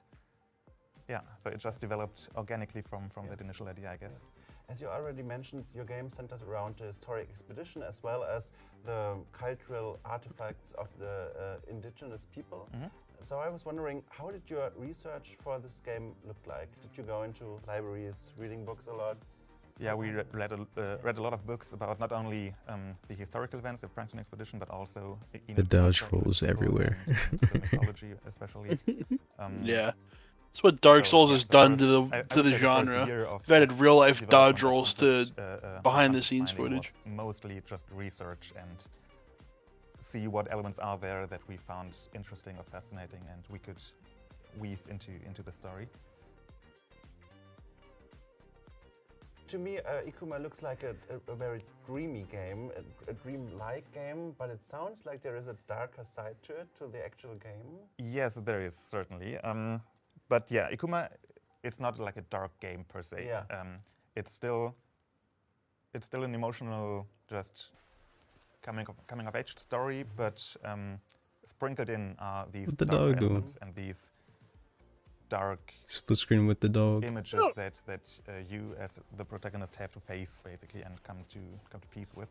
And yeah, exactly. So the overall positive story and nice and dreamy environment is sliced open by a couple of darker episodes. Yeah, exactly. And I've heard beforehand that you found a way to bring your German roots into the game as well, which is quite surprising to me. How did you manage to do that? Yeah, well, in just a very small way, but this Franklin expedition that I mentioned in Ikuma, you follow an expedition like that, and you are one of a team of people trying to look for a lost expedition. And in our game, it was not led by Franklin, but by Captain Humboldt, which is a famous German explorer. So, why was that important to you? To bring, to sprinkle the German. I don't know. I think it wasn't really important as such, but it was just a nice little touch to make it a little more personal. Which aspect of the game did you find especially hard to make? Especially hard. Especially hard to make, I guess. I would say it probably would be the these darker elements of the Inuit curse and weaving that into a story that felt natural and organic and not too different and not take you out of the main game too much. So finding a right balance of breathtaking, beautiful scenes and dark elements and weaving that into a story that makes sense and felt natural. I'd say that was the one thing that we changed a lot and had to iterate on a lot. And this curse, what this curse is, that changed, I don't know, 20 times probably, and just making that make sense. That was probably the hardest part. Yeah. And on the other hand, which part was especially easy to make? Where you all could say, okay, let's do it that way, that will work, that's cool. Probably just the decision that you have to have a dog as a companion. Like that was, it didn't initially start out as a co-op game even, but that was a very early idea that we always thought, okay, especially after Lost Ember and making a game around a bunch of animals, we had to like include some kind of animals in this game as well. So pretty early on we decided to add this dog companion and to make it a playable character, and even having it like a co-op option in the game. That was always the one thing that we said, okay, it has to be a story of a boy and a dog that together form a bond, basically. Is there any connection to the fact that you do have a studio dog? Yeah, of course. Yeah, really? Studio dog. Up to 3 of his dogs, I would say. Yeah. 3? God damn. 3 of our team do have dogs. Well, and someone trapped in a snow globe? Had a dog, a family dog. You turn him into a... Get him out of there. Let him out! So we're all big dog people, and we, of course, had to include that. Yeah. Speaking of making the game, you've mentioned before that you used special instruments for the soundtrack. Could you elaborate that? Yeah, that is one thing that we found on the research of just Inuit culture. Music in general plays a big part in that culture and in like community gatherings. And one instrument that they use besides just drums and rhythmic elements is the tautirot, which is kind of like a kind of violin, I would say. And when we researched that, we stumbled upon a person who sells these instruments. So initially, we immediately bought one and just wanted to see what we could do with that. And our sound guy, who makes all the music and stuff for Ikuma and also the trailer, used that instrument, the tautirot, to make various like different sounds and layers and add this to the soundtrack to give it a kind of natural and more real feel.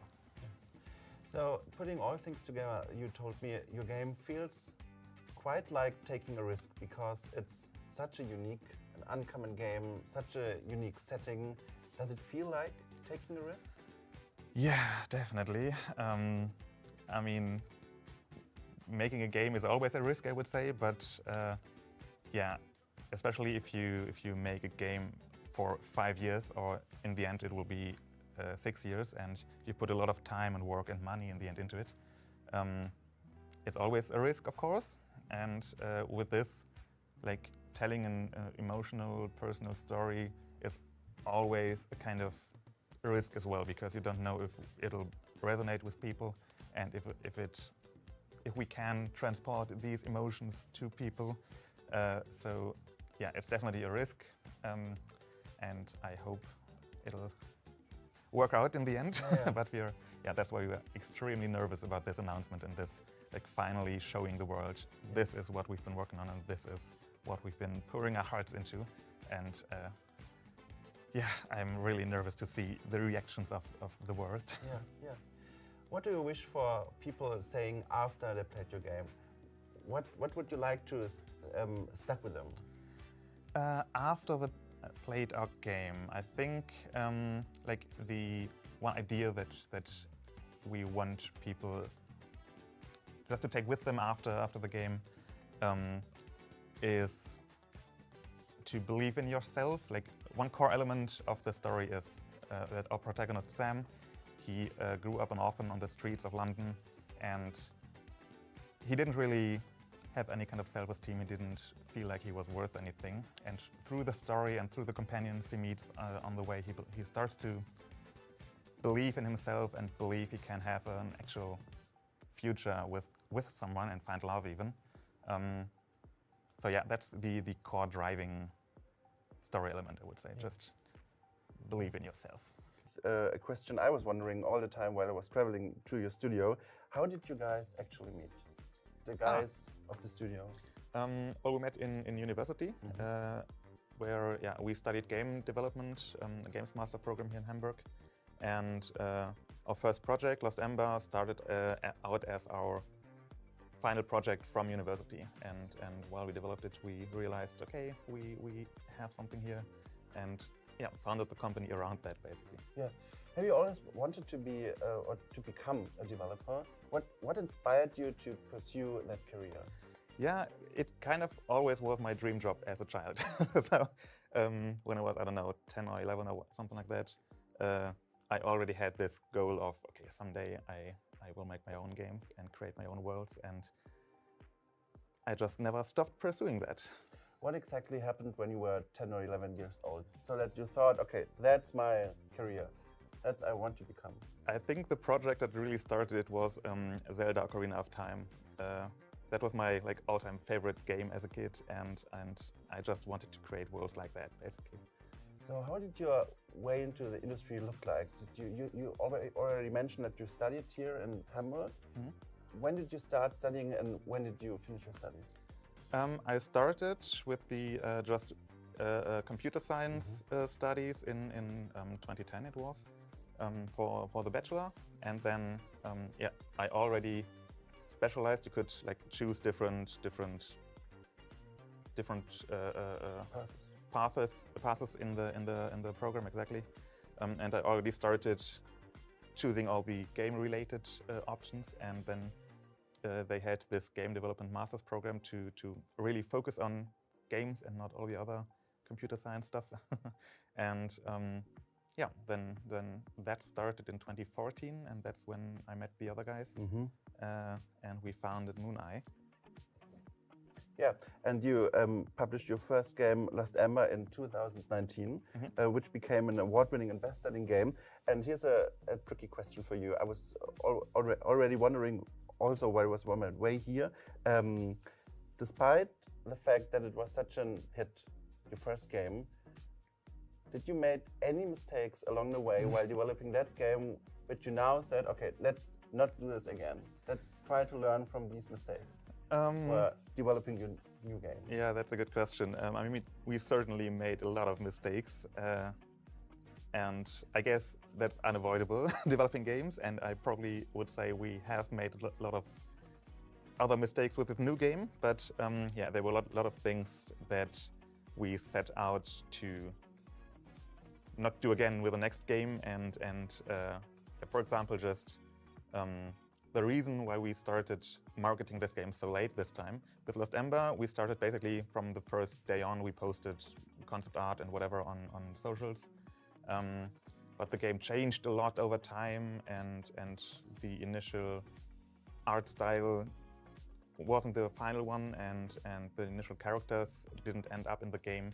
And still, even after release, we saw a lot of press articles and posts using the very old art with the wrong characters. So that was one thing that we said, okay, this time we only start really marketing the game when we know how it'll look like. Yeah. And yeah, what else? I mean, when you develop a game for that long, like with Ikuma, as well as Lost Ember, we already have been working for 5 years on that, and things change a lot. And the game that Ikuma is now probably is very different from the initial concept and the initial idea. So yeah, but this time I think the thing that we did better this time was just that we were aware of these changes to come, and we weren't afraid to just say, okay, let's just cut this and try it another way, because last time we try to cling to certain elements for too long yeah. Yeah. So your game is scheduled for 2026. What's left to do? What's left to do? A lot of stuff. I mean, what we have at the moment is the world does exist. The world is there, and I would say the first act of the game is pretty much done, and the second act, this main part, is a lot of content is there, but a lot of content, and especially story content, like the dialogue, the cutscenes, and stuff like that, is still missing. And same with the third act, which is shorter, but still a lot of the actual content is there in pieces and elements, but not put together yet. So we have about a year left to do that and to put everything together, and then obviously test everything and hopefully not have too many bugs in it. But just fleshing out this content and putting it together, that's left to do. Yeah. Good luck with that. Thank you. Yeah. Do you have any last words for the viewers out there? Any last words? You want them to know, you want to say to them, that's your chance now. Well, I suppose, of course, if you like the game, you like what you saw, you can wishlist the game now on Steam, and you should also be able to wishlist on PlayStation. Follow us on whatever socials, TikTok, Blue Sky, or whatever. If you want to keep up with the game and the development, we will regularly post updates of the game. And if you have a dog, pet it for me. Top, oder? Ooh. All right. Rogue Core closed alpha on the road ahead. Let's what? go. Post show for the Triple I Showcase. We are Ghost Ship Games, and we're going to do a little bit of a segment here on. This doesn't look like a I'm ship. Aaron Hathaway, marketing This does not look like a ship or a ghost or a games. and Mike. You don't look like you're from the right country to be a member of Ghost Ship I'm Games. Mike, and I am the lead game What? designer on Rogue Core. Yeah, He sounded American. I'm pretty sure he's Dutch. He just has a very Americanized accent. Rogue Core. And so we've recorded this segment to follow it up for you. We'll I'm not just sure give you some though. general details about Rogue Core if you're just hearing about it now, and then My afterwards, Dutchometer's if you've not been going following off. along, you'll probably Dutchometer? mention the closed Yeah. alpha. So we'll come with details. I got one kicking They in might the have back. some Americans in the studio. But first of all, for somebody who's maybe just tuning in and they're just hearing about Rogue Core, and they don't know what it is, They are neither rogue nor Maybe I core. should start. Go for it. So the setting of Rogue Core is that the mining corporation Deep Rock Galactic, they have discovered this super precious mineral called Expanite at the core of planet Hoxus. And they have established... It would have mining been funny if they facilities just called down it there. Green Morn. And then in an event called the Grey Out, they have lost all contact Green with Kite. the mining facilities. It's just another And then Morkite. they have called in an elite unit of dwarves, special elite unit, called the Reclaimers. And the Reclaimers are sort of like called for when Deep Rock Galactic has problems that they need fixing for. And so you play as one of the Reclaimers, and you are sent into Hoxus to reclaim mining facilities that has been lost. Gotcha. And what kind of a game is it? Genre-wise, is it action? Is it role play? Is it romance? What are we doing? Yeah, it's a romance puzzle game. It's a Romance cooperative puzzle shooter, game. and it is set up as a roguelite. I mean, there you go. All right. I think I can add here that one of the things that we are trying to do with our take on the roguelite genre is that we really want to enforce the co-op. Like co-op. Enforced co-op roguelite is something I've been really wanting to see in a game, and I'm glad that Ghost Ship of All Studios is doing it. Yeah, I mean, just to take the further, like every aspect of it. I think it can be said really simple. Like in many roguelikes, you are really concerned about making a build for yourself. In Rogue Core, you are concerned about making the best builds for your team. So it's all about generating the best synergies and making the strongest team, not making you the strongest individual. So the way you do it is you collect this precious mineral called Expanite, and you stuff it into your new drone, which is called Ellis. And Ellis, when she's a Spoilers, remote dude, for expedite Ellis. processing drone, a RFD, an IBD, and when she has enough expedite, she will actually give the team an upgrade. So the game Whoa, flow I could is get you go to placeholder? multiple levels deeper and deeper in a mining could be pretty facility in big. order to claim it. And on each stage, you will try to maximize your power output by collecting expedite through various events and by mining. And then you will get a. Unfortunately, it looks like Fungus Box is in Rogue Core. That is a tragedy. Bigger threats. Mike, it says in my notes that the concept for the game was based off a hallucination you had after taking a pill at Burning Man.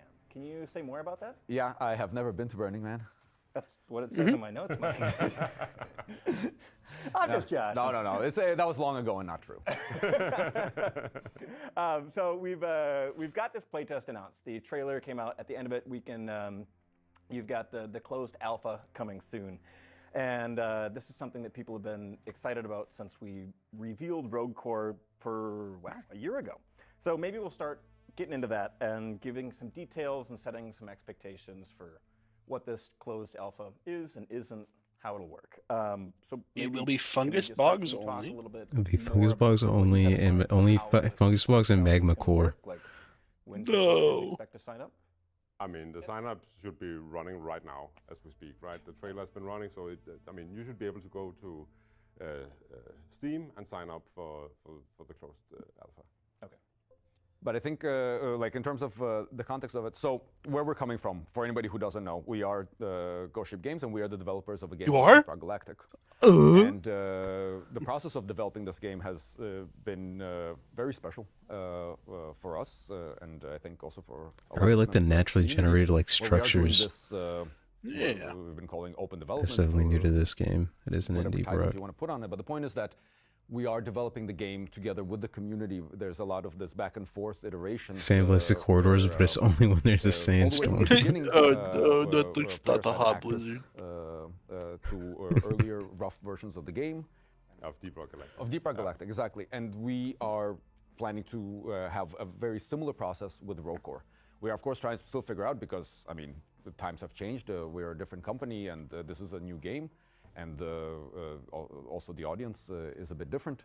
But still, so in that sense, this closed alpha is us launching this open development process for Rogue Core. So this is us inviting players who are interested in seeing what it is that we are making. So this is not kind of something that we're not trying to show like, hey, come look at what we've done. It's instead, it is an invitation to come and look at what we're making, come be part of it. And the game is going to change and grow and kind of morph as this process goes. Yeah. And it also means that when we start inviting people into the closed alpha, it is not going to be sort of like, now it's ready. Now there is like a finished closed alpha version of the game you can go and test, right? We are going to let a bunch of people in, and then they will test and we'll get some reactions and feedback on what they're experiencing with Rogue Core.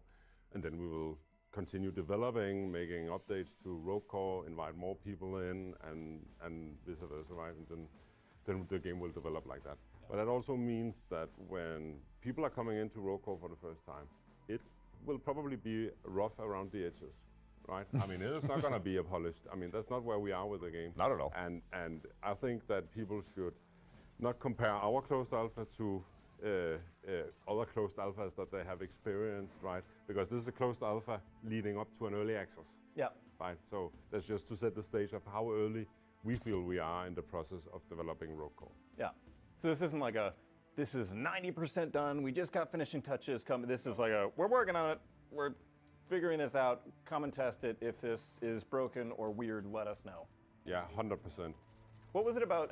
Mike, you mentioned earlier with. Hey, so Ghost Ship, I just got into the game and it looks like every enemy is a Mactera grabber. Get out of that. That made you want to do this game with Rogue Core. I think, and the thing, just to clarify, the thing I'm talking about. In one of the dev streams, they mentioned they have a bunch of new mission modifiers, and one of them was invisible enemies. gonna go through the process. Oh. But even before that, No. it's kind of. I wonder if they're keeping that one in the closed we have an idea, alpha. we have a vision for what a game can be, and then as we are making it, and our process is very iterative, right? Invisible Naya controller also isn't real, it inviting can't hear you. players into that process. So it's not just ourselves playing our game and kind of making it as it is, but it is also us seeing how people play the stuff that we're working on in its very rough states, because that is also where we are the most empowered to make changes, the most empowered to actually improve designs and really kind of like craft the game in a way that kind of matches not only our vision, but also matches as well as possible the way players end up playing it. Yeah. What about, I mean, in the timeline of Rogue Core's development, why do the closed alpha now? Why not earlier? Why not later? So, I mean, I'm a strong believer that we need to do this before we're comfortable doing it. So I don't know if that makes sense, but it really, I mean, it is like if we were comfortably opening up and let people in. That would be Invisible bulk detonator would be fun. That's just the ghost from that one mission modifier. In the game development of Rogue Core, right? Haunted cave. So that is why The we're haunted doing it now. cave. We're doing it when we still feel that The hell are it's these things? tricky and we don't have all the answers, and the game is still under development. I don't like Because to be honest, spiders. I only like spiders. honestly, I mean, we already have spiders in DRG. They're called glyphids, but that does not look like a glyphid. So yeah. Mike, Glyphids are, earlier you I think, mentioned 6-legged or this 8-legged? Closed alpha sort of I don't know. marks us going into open Never development counted. of Rogue Core. Can you talk a little I bit more don't. about I don't what think they're steps, arachnids though. They're alien. people can expect when you, I mean, They're their own if thing. you're not They're secretly actually into game all development or whatever, when grass you say open spiders. development, what does that mean? What more, or what are we doing differently? What's coming out of Ghost Ship then? Sure. So I think, and I don't know how other companies 6 approach legs, I this, think. So I don't want to speak for the industry as a whole, but for us, what this means is that we start. We have a build of the game. We work on it, and I mean this is our process already now, right? Where we work. That's going to for be a the few big weeks. reveal We of create a Rogue build of Core, the game that is has that maybe some new features the that we want glyphids are to, actually extremely tiny, try out, or and so are the something we dwarves. want to get in, and new enemies, stuff like that. We do it, and then we play it ourselves here internally at Ghost Ship Games. We talk They're like about fighting then, mites. what we experienced, what we like, and then we make plans based on that. Again, kind of like Mikkel was saying, we do not have this like super planned out roadmap thing going on. It's instead like key points that we're trying to hit as we go along. And then with the open development, the main thing that is changing here is how many people get to try out the things that we are working on. So the process wouldn't completely change. The idea here would be that we work on the game, we have a build, then that build goes out to the people that have access to the closed alpha at that time, right? And then they get to play, we get to see how they talk, we get to play with them. For example, for us, very interesting. Better. If you're not personally in my game, I'm going to start a hate just thread. with us, but also with each other Yeah. about the game, right? Because that's also where we can glean like play together. Because it's not Mr. just about Developer. getting requests from players. It's cool to and see all the new trying to, like, weapons. make a task list based on that. It is. They're showing a lot more than I thought they Kind of, would. like, see Yeah. how people are playing our game, and from that try to figure out what it is that we need to make that game even better. And so therefore, we would go through this process, and based on that, it would influence what we are going to be working on next. Then again, we're going to work some more. At some point, we're again going to be in a state where we are ready to have players play the game, and again, we're going to see, okay, now we've made all these things, give it a try. Yeah. Let's see how that works. We're not gonna let in everyone when we start having the closed alpha run. We're gonna let in a bunch of people. We're gonna test, and then there will go some time will go by, and then we will invite more people. So it's not gonna be there's gonna be one day that is like the big day where maybe the first one will feel big for us, right? Of course. But after that, we will just like have this happen like all the way up until Yeah, definitely gonna be a very big feeling mixture of excitement and anxiety to let people finally touch this from Ghost Ship's perspective. For sure. If you haven't got in, don't worry. That doesn't mean that we singled you out and said you don't get it. We're just going a few people or some block at a time. And I guess that's also a bigger logistics thing, because like you said, when Deep Rock was an early play test, it was like, oh, sweet, a dozen people want to do this. And now hopefully Rogue Core gets some thousands, tens of thousands, who knows? Yeah. But We'll see. Hopefully more, but yeah. But yeah, I mean, so it seems like also what I'm hearing is how exactly we run it and how many. It has to for sure. How many people get let in and at what interval? I wonder how the difficulty system will work, because it's. I imagine it's going to be like escalating throughout the mission types. So there's going to be sort of one difficulty that they have to go with. Exactly.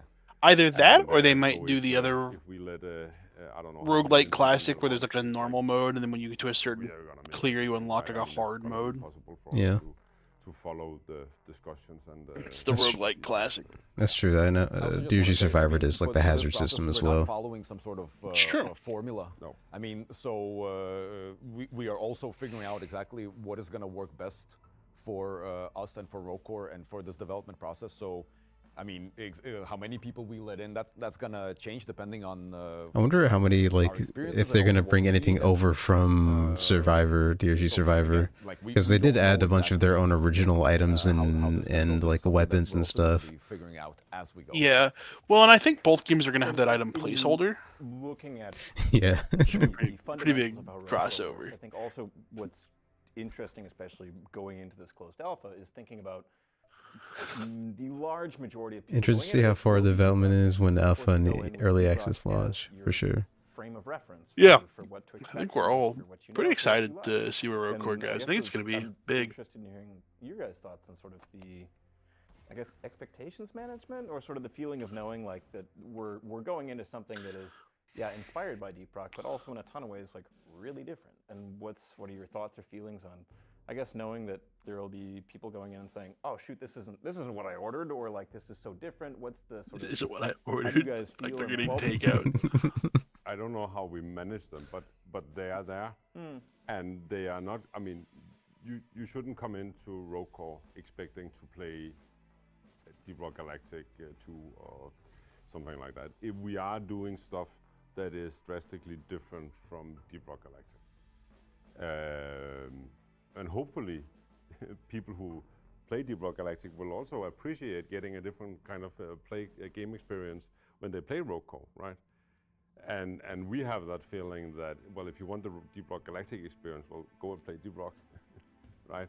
I mean, and now we are making a Rogue Core, which is different. It has a different. There's a fly in my Rogue Core. Sending it back to the kitchen. People need to follow it, and then they need to set their own expectation. But they're not going to get Deep Rock Galactic. They're going to get a game that takes place in the same universe, but it is going to be different. Yeah. In terms of, if I get one more B-roll shot of someone not mining the full vein of Expedite, we're gonna have a situation. You guys are really excited to see people get their hands on it. It's causing like a slow building tension in my Rogue Core. Enemy's physical setting. For me, perhaps the single most exciting thing is this whole co-op power building aspect. This thing that as you do as a team. That was not Expedite they just put in there. That was some kind of orb. One of the cornerstones of Rogue Core, and I'm very excited to see how seems to give them an Expedite. Oh no, hold on. Start working with the system. Maybe some kind of like boss drop. And how that's gonna work.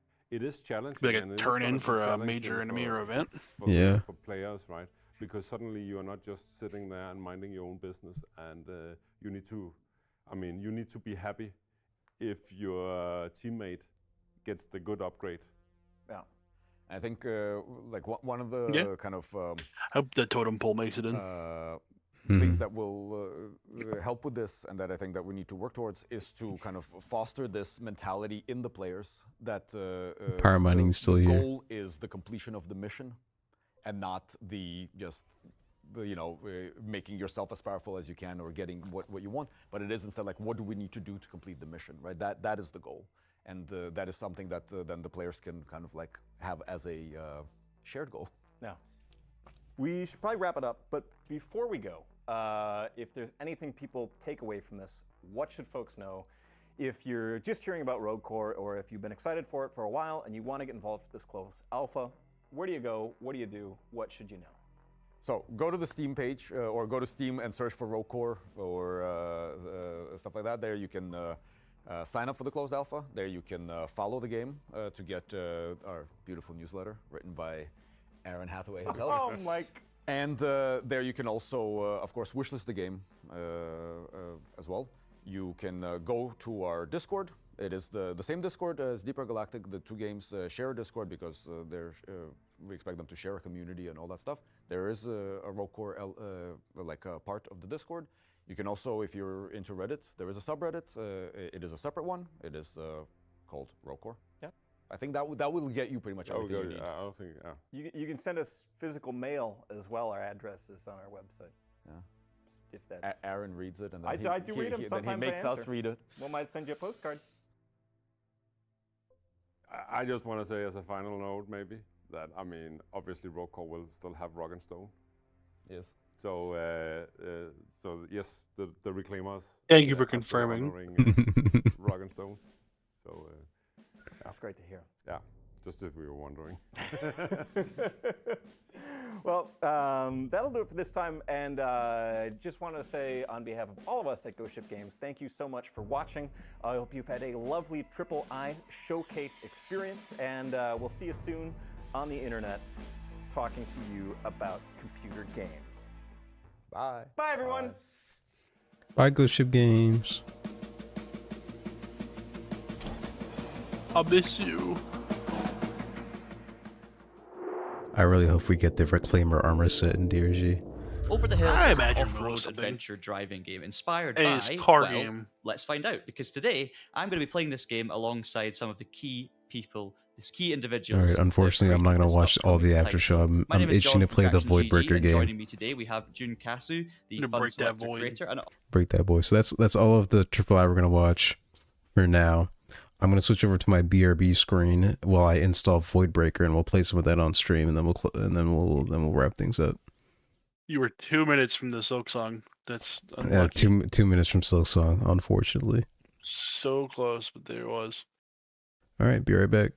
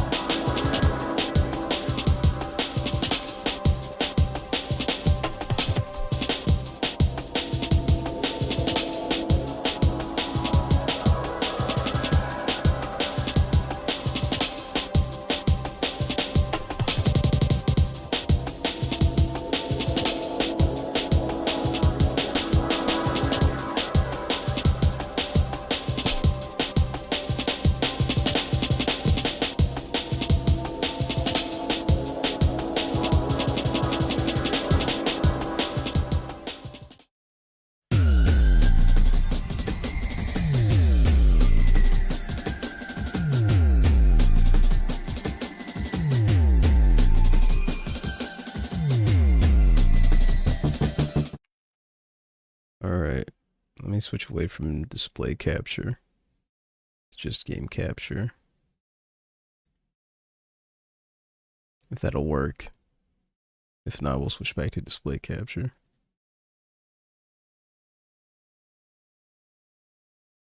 Alright, display capture it is. Game is installing.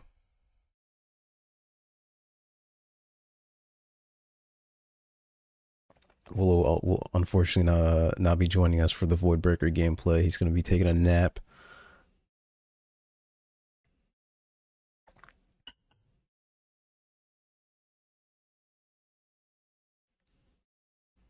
Triple I initiative. I think it made him eepy.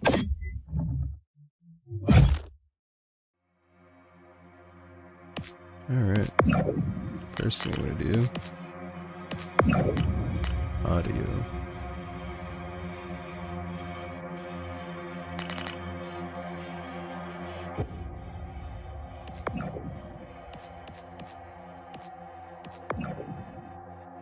Full screen.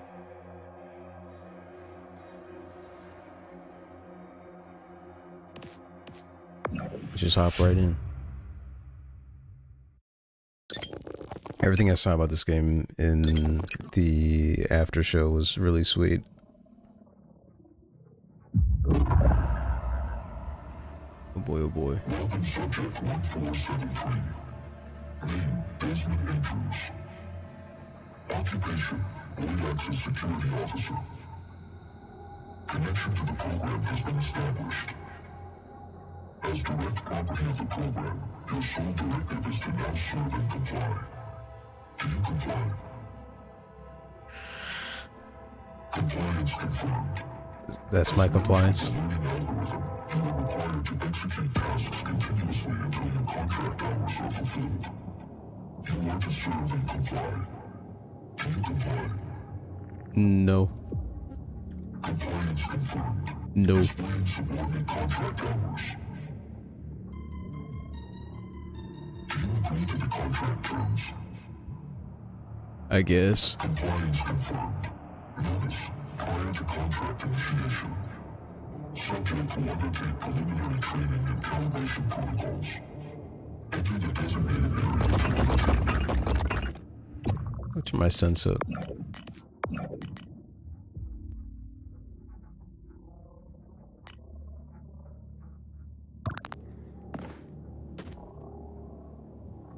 It's a little better.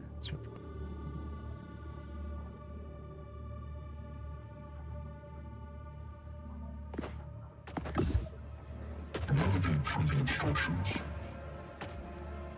Sprint. Crouch. Alt to dash. Mid-air to double jump. And then slide. Please continue.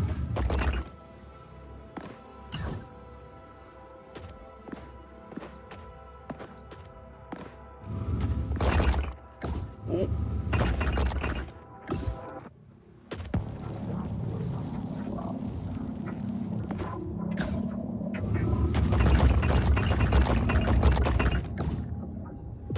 Game's really pretty. Gun. Yoink.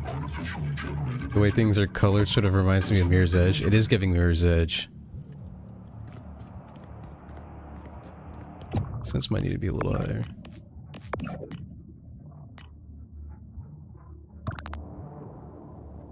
Yeah, that's good.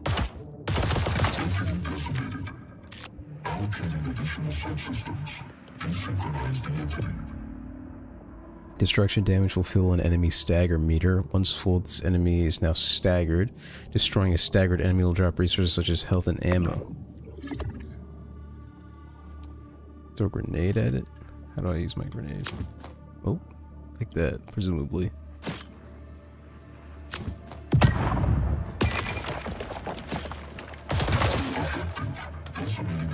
Cool. I like the incentivized destruction.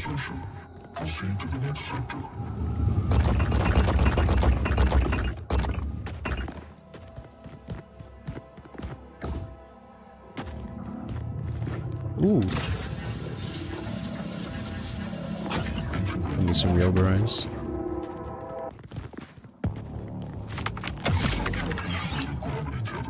Gravity tether installed.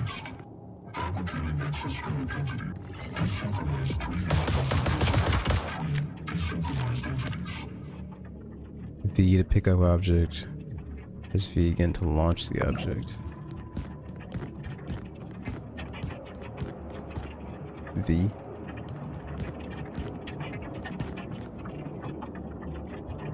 I'm hitting V.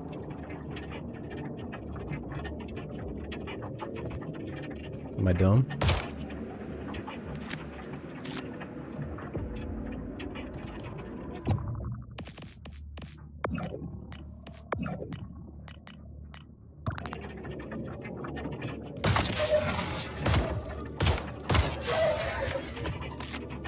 VD's gravity tether. I don't know what to tell you. I'm hitting V. Do I need this thing? Oh, I need to pick up this thing.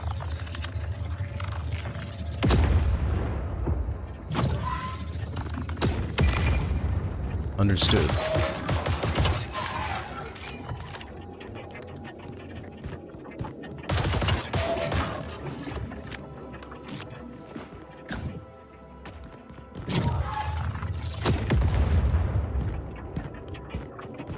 Alright.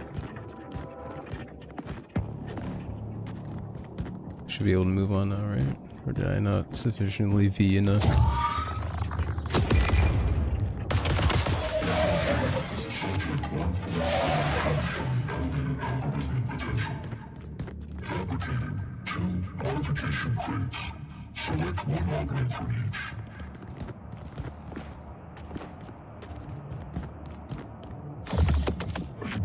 Augments. Ball ricochet. Crit drive. Magnetic interference. Six extra crit.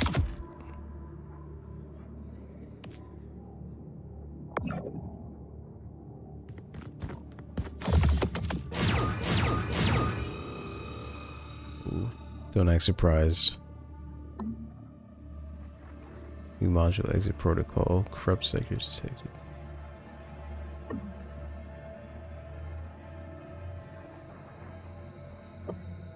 What do these do?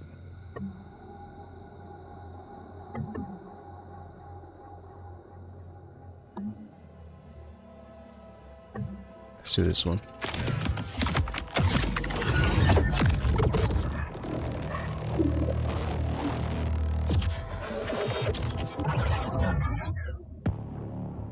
Calculated selection. Augmentation will be key to your combat effectiveness. Proceed to the next sector. Knowledge me. I need to show you something. But until explaining it, be unfortunate. You're my only chance now. Confinement to this. Good luck.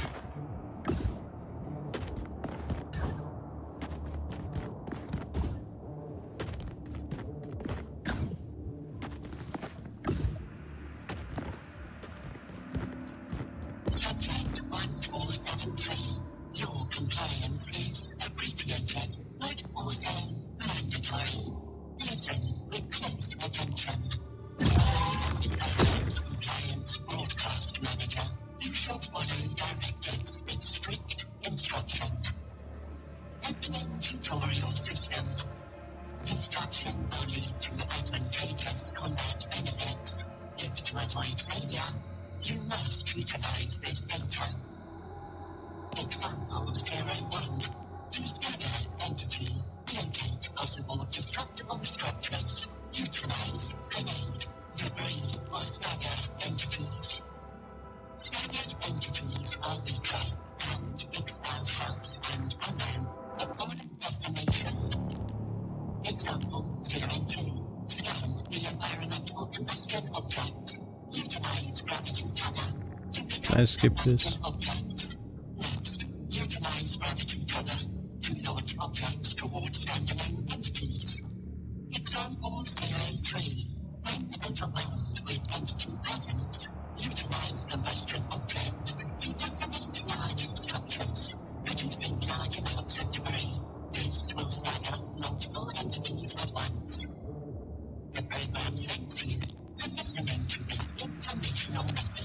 I'm not gonna lie, I didn't pay attention to most of that.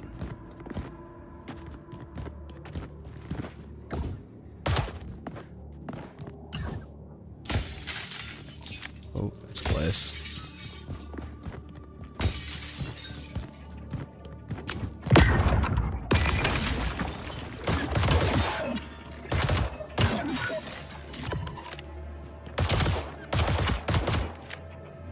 This is testing grounds. I didn't mean to do that. How do I get into the game?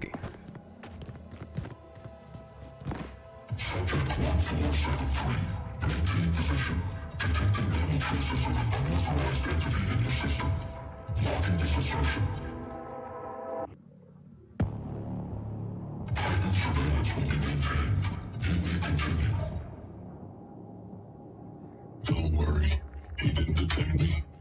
It is fine. Keep playing ball and get to the end. Okay.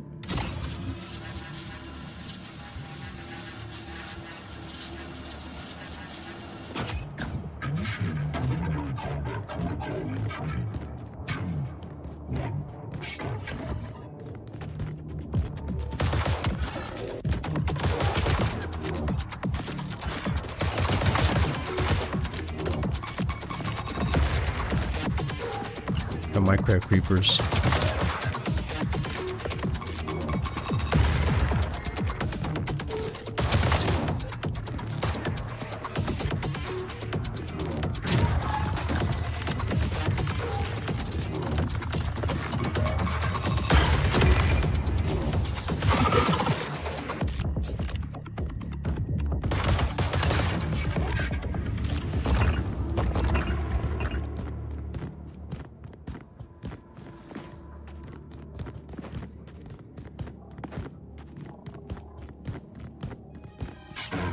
Subject 1473 showing high algorithmic yield and ready for contract initiation. Surveillance protocol initiated. Observation will persist indefinitely. Good luck.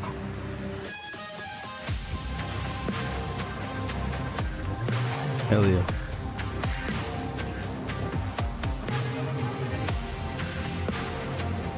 The presentation of this game is really cool so far. Oh, they got me on that fucking Half-Life train.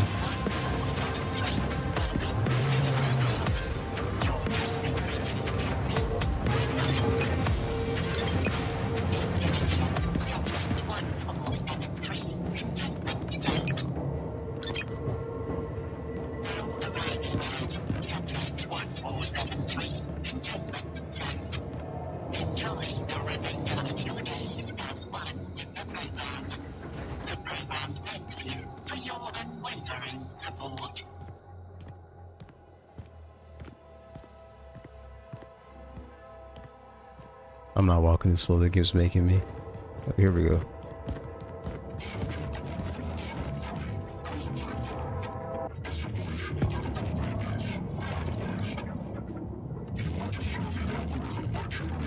Pursuit should the main objective is simulation under the containment zone.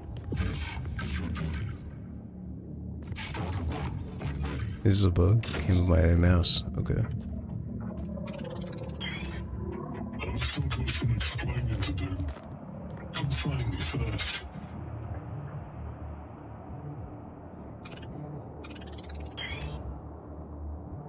Investigate the bunker first.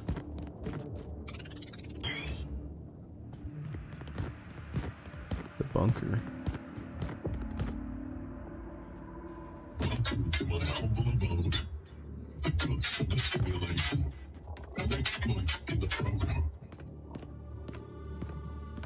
That's me. Or what's left of me. Grab the chip. It'll explain everything.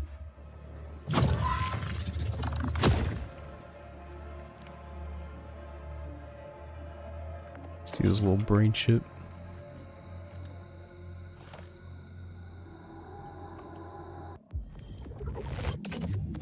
Well done, frightening beast far, but you've only just begun. I've been here far, far longer. This wretched place will never let you go. And algorithm refining itself at our expense. That's all it wants. To learn, to train. We're the rats in his cage. I'll do anything to get my freedom and my life back. Wasn't too long ago I found this place, hidden away. It's different. A flaw in the system. Backdoor access that he doesn't know about. The way out is here. I can feel it. I ran out of time. But you still can. You're gonna get us out of here. You might be my last chance. Last chance for all of us. We better get to work.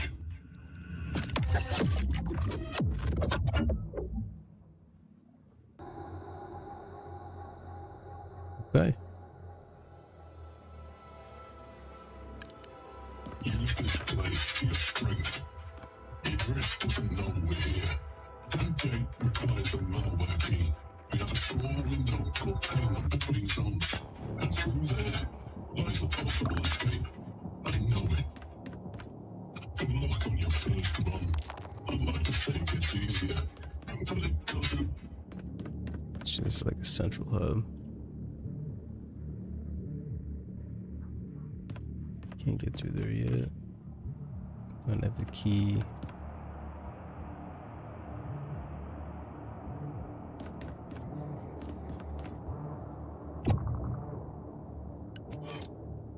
System upgrade. It's not gonna have any currencies.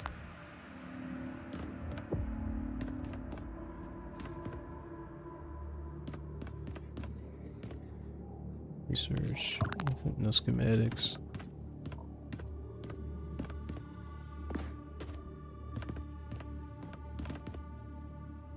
How do I get up there? Okay.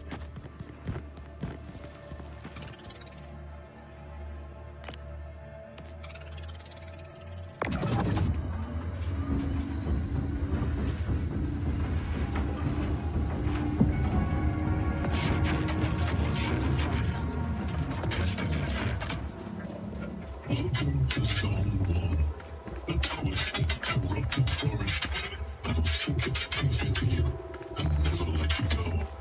You better get used to the sight of it, as you'll be stuck here for a long time. I know I won't.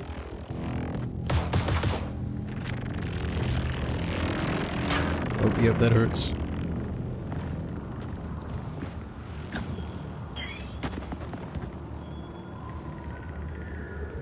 Remember to utilize your full arsenal.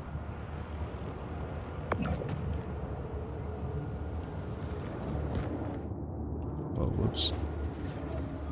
So I press the button, V. Can't pick that up, whatever it is.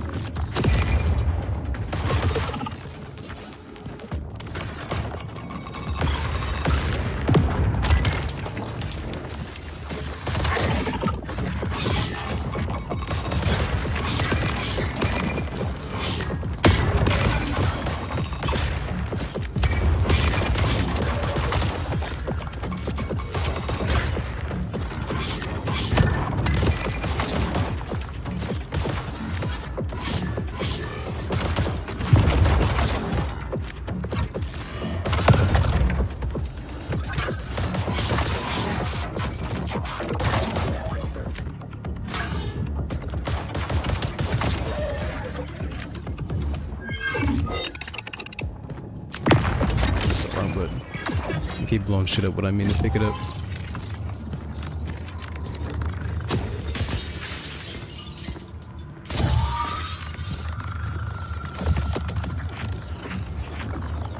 Let's see.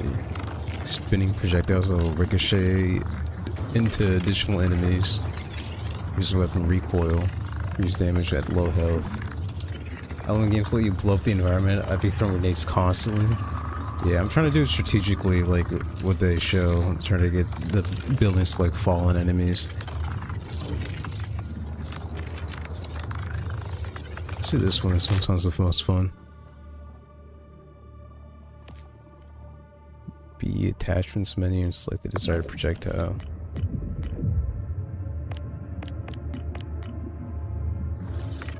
I have this one selected, I presume. Ricochet bolt. Utility mod adds additional execution modification adjacent slot.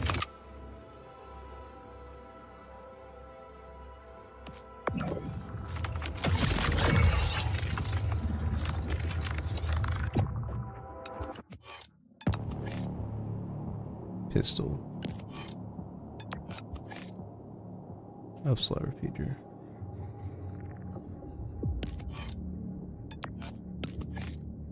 What does this exactly? Adds additional execution to the modification in adjacent slot.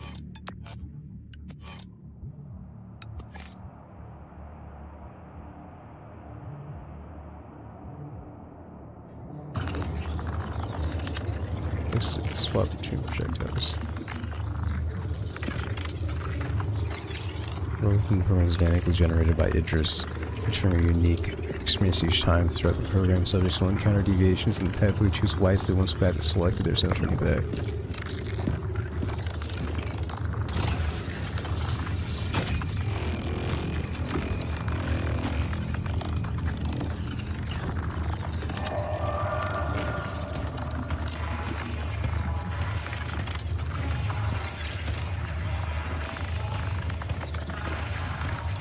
Just holding on to this.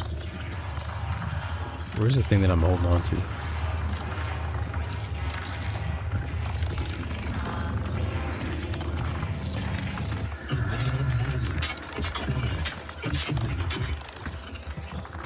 I'm not able to throw whatever I'm holding on to.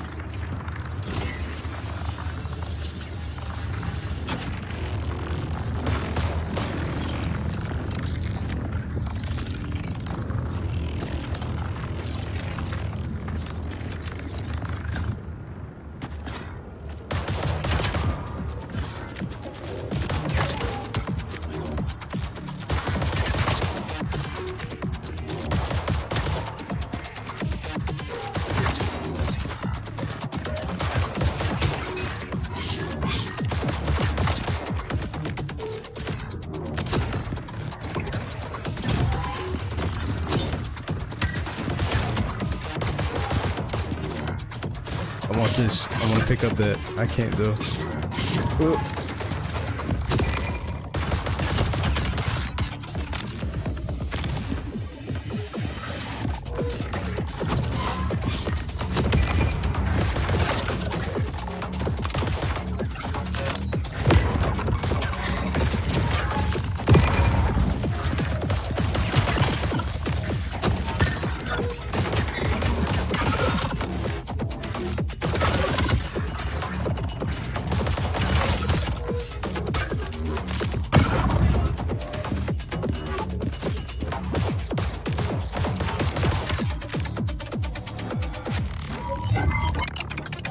Okay.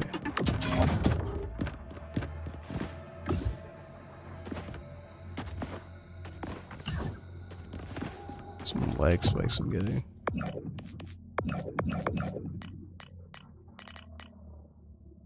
The view's fine, I think. Motion blur, turn that shit off. Everything's on medium.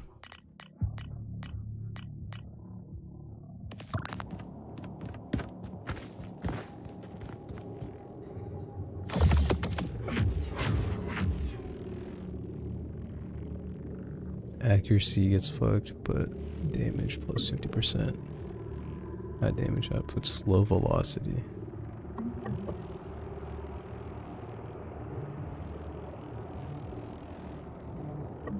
Let's try this. It's Orpal.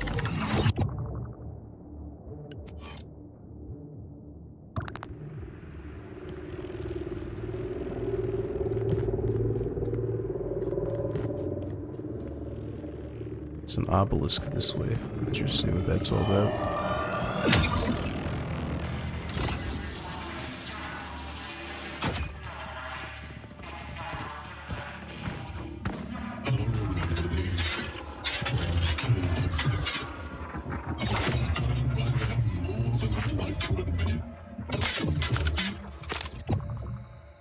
See what we got here.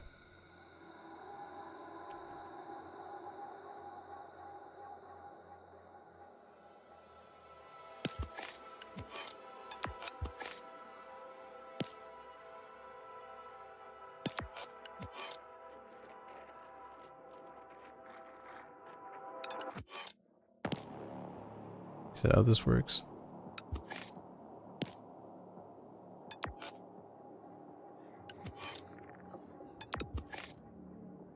Adds additional execution to the modification in adjacent right slot, disables 2 adjacent slots.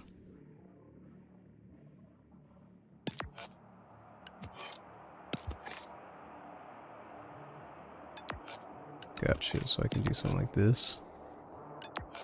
And then that. I don't know what adding additional execution means. I want to draft what best to do. I don't want to be held accountable if it screws up your role. That's on you.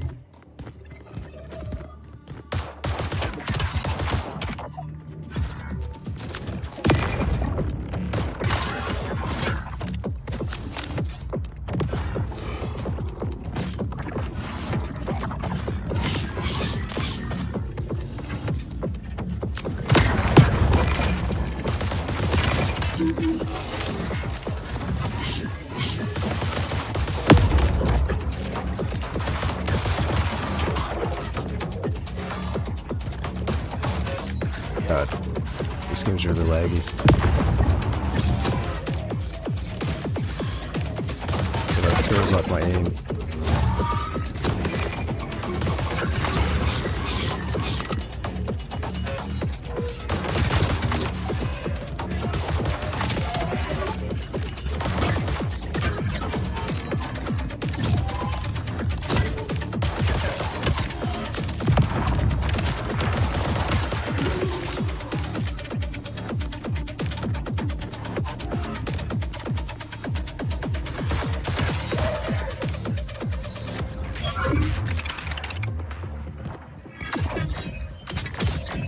You'll see like it like stutter and it'll like throw off my aim. That's really annoying.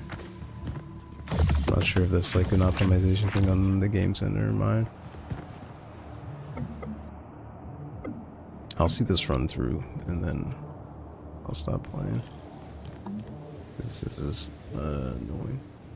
Health critical, it looks like you have nothing. That's true. I'm struggling in the health department. I took that without thinking. Rare currency that's present between runs, adds projectile ammo to weapons. Take the rare currency. Yeah, the stuttering makes this near unplayable. Oh, I goofed that up. Can I not make this? Where am I meant to go?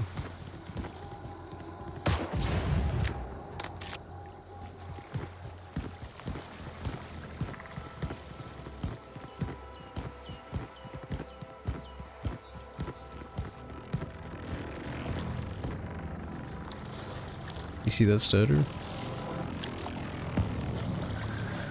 How am I meant to traverse this?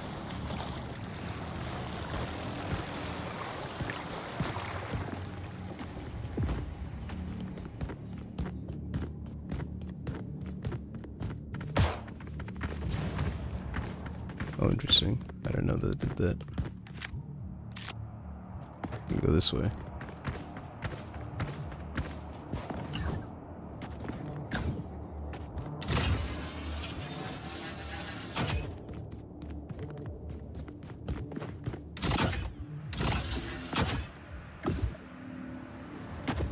I'm not sure where I'm supposed to go.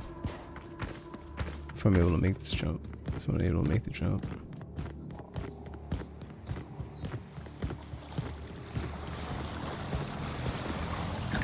Am I just dumb?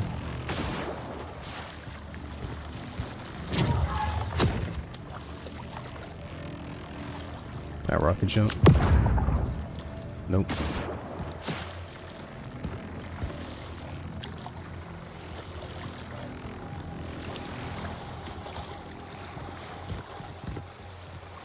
I'm having a games journalist moment.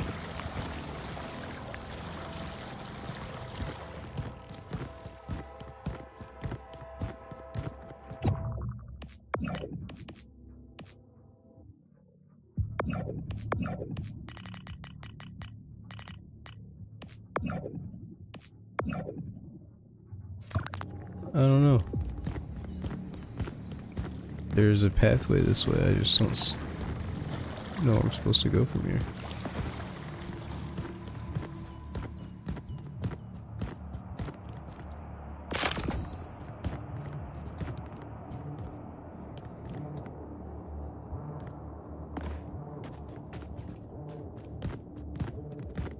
And the stutter is making this really annoying to play.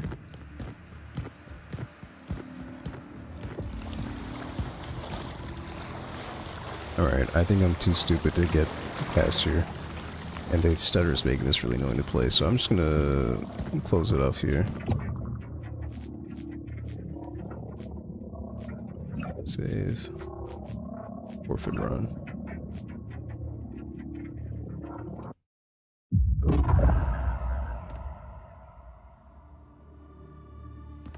Sorry to cut this short. Game's too stuttery for me to play. So, I'm just gonna end the stream there. It looked really cool for the most part. Yeah, unfortunately the game is near unplayable with the amount of stutter I'm getting. I don't know if it's my end or the game, but as you can see, those like micro stutters are not there. They're not it. Not having that. But thank you everybody for joining me. Thank you to Triple I Initiative for inviting me to co-stream the event.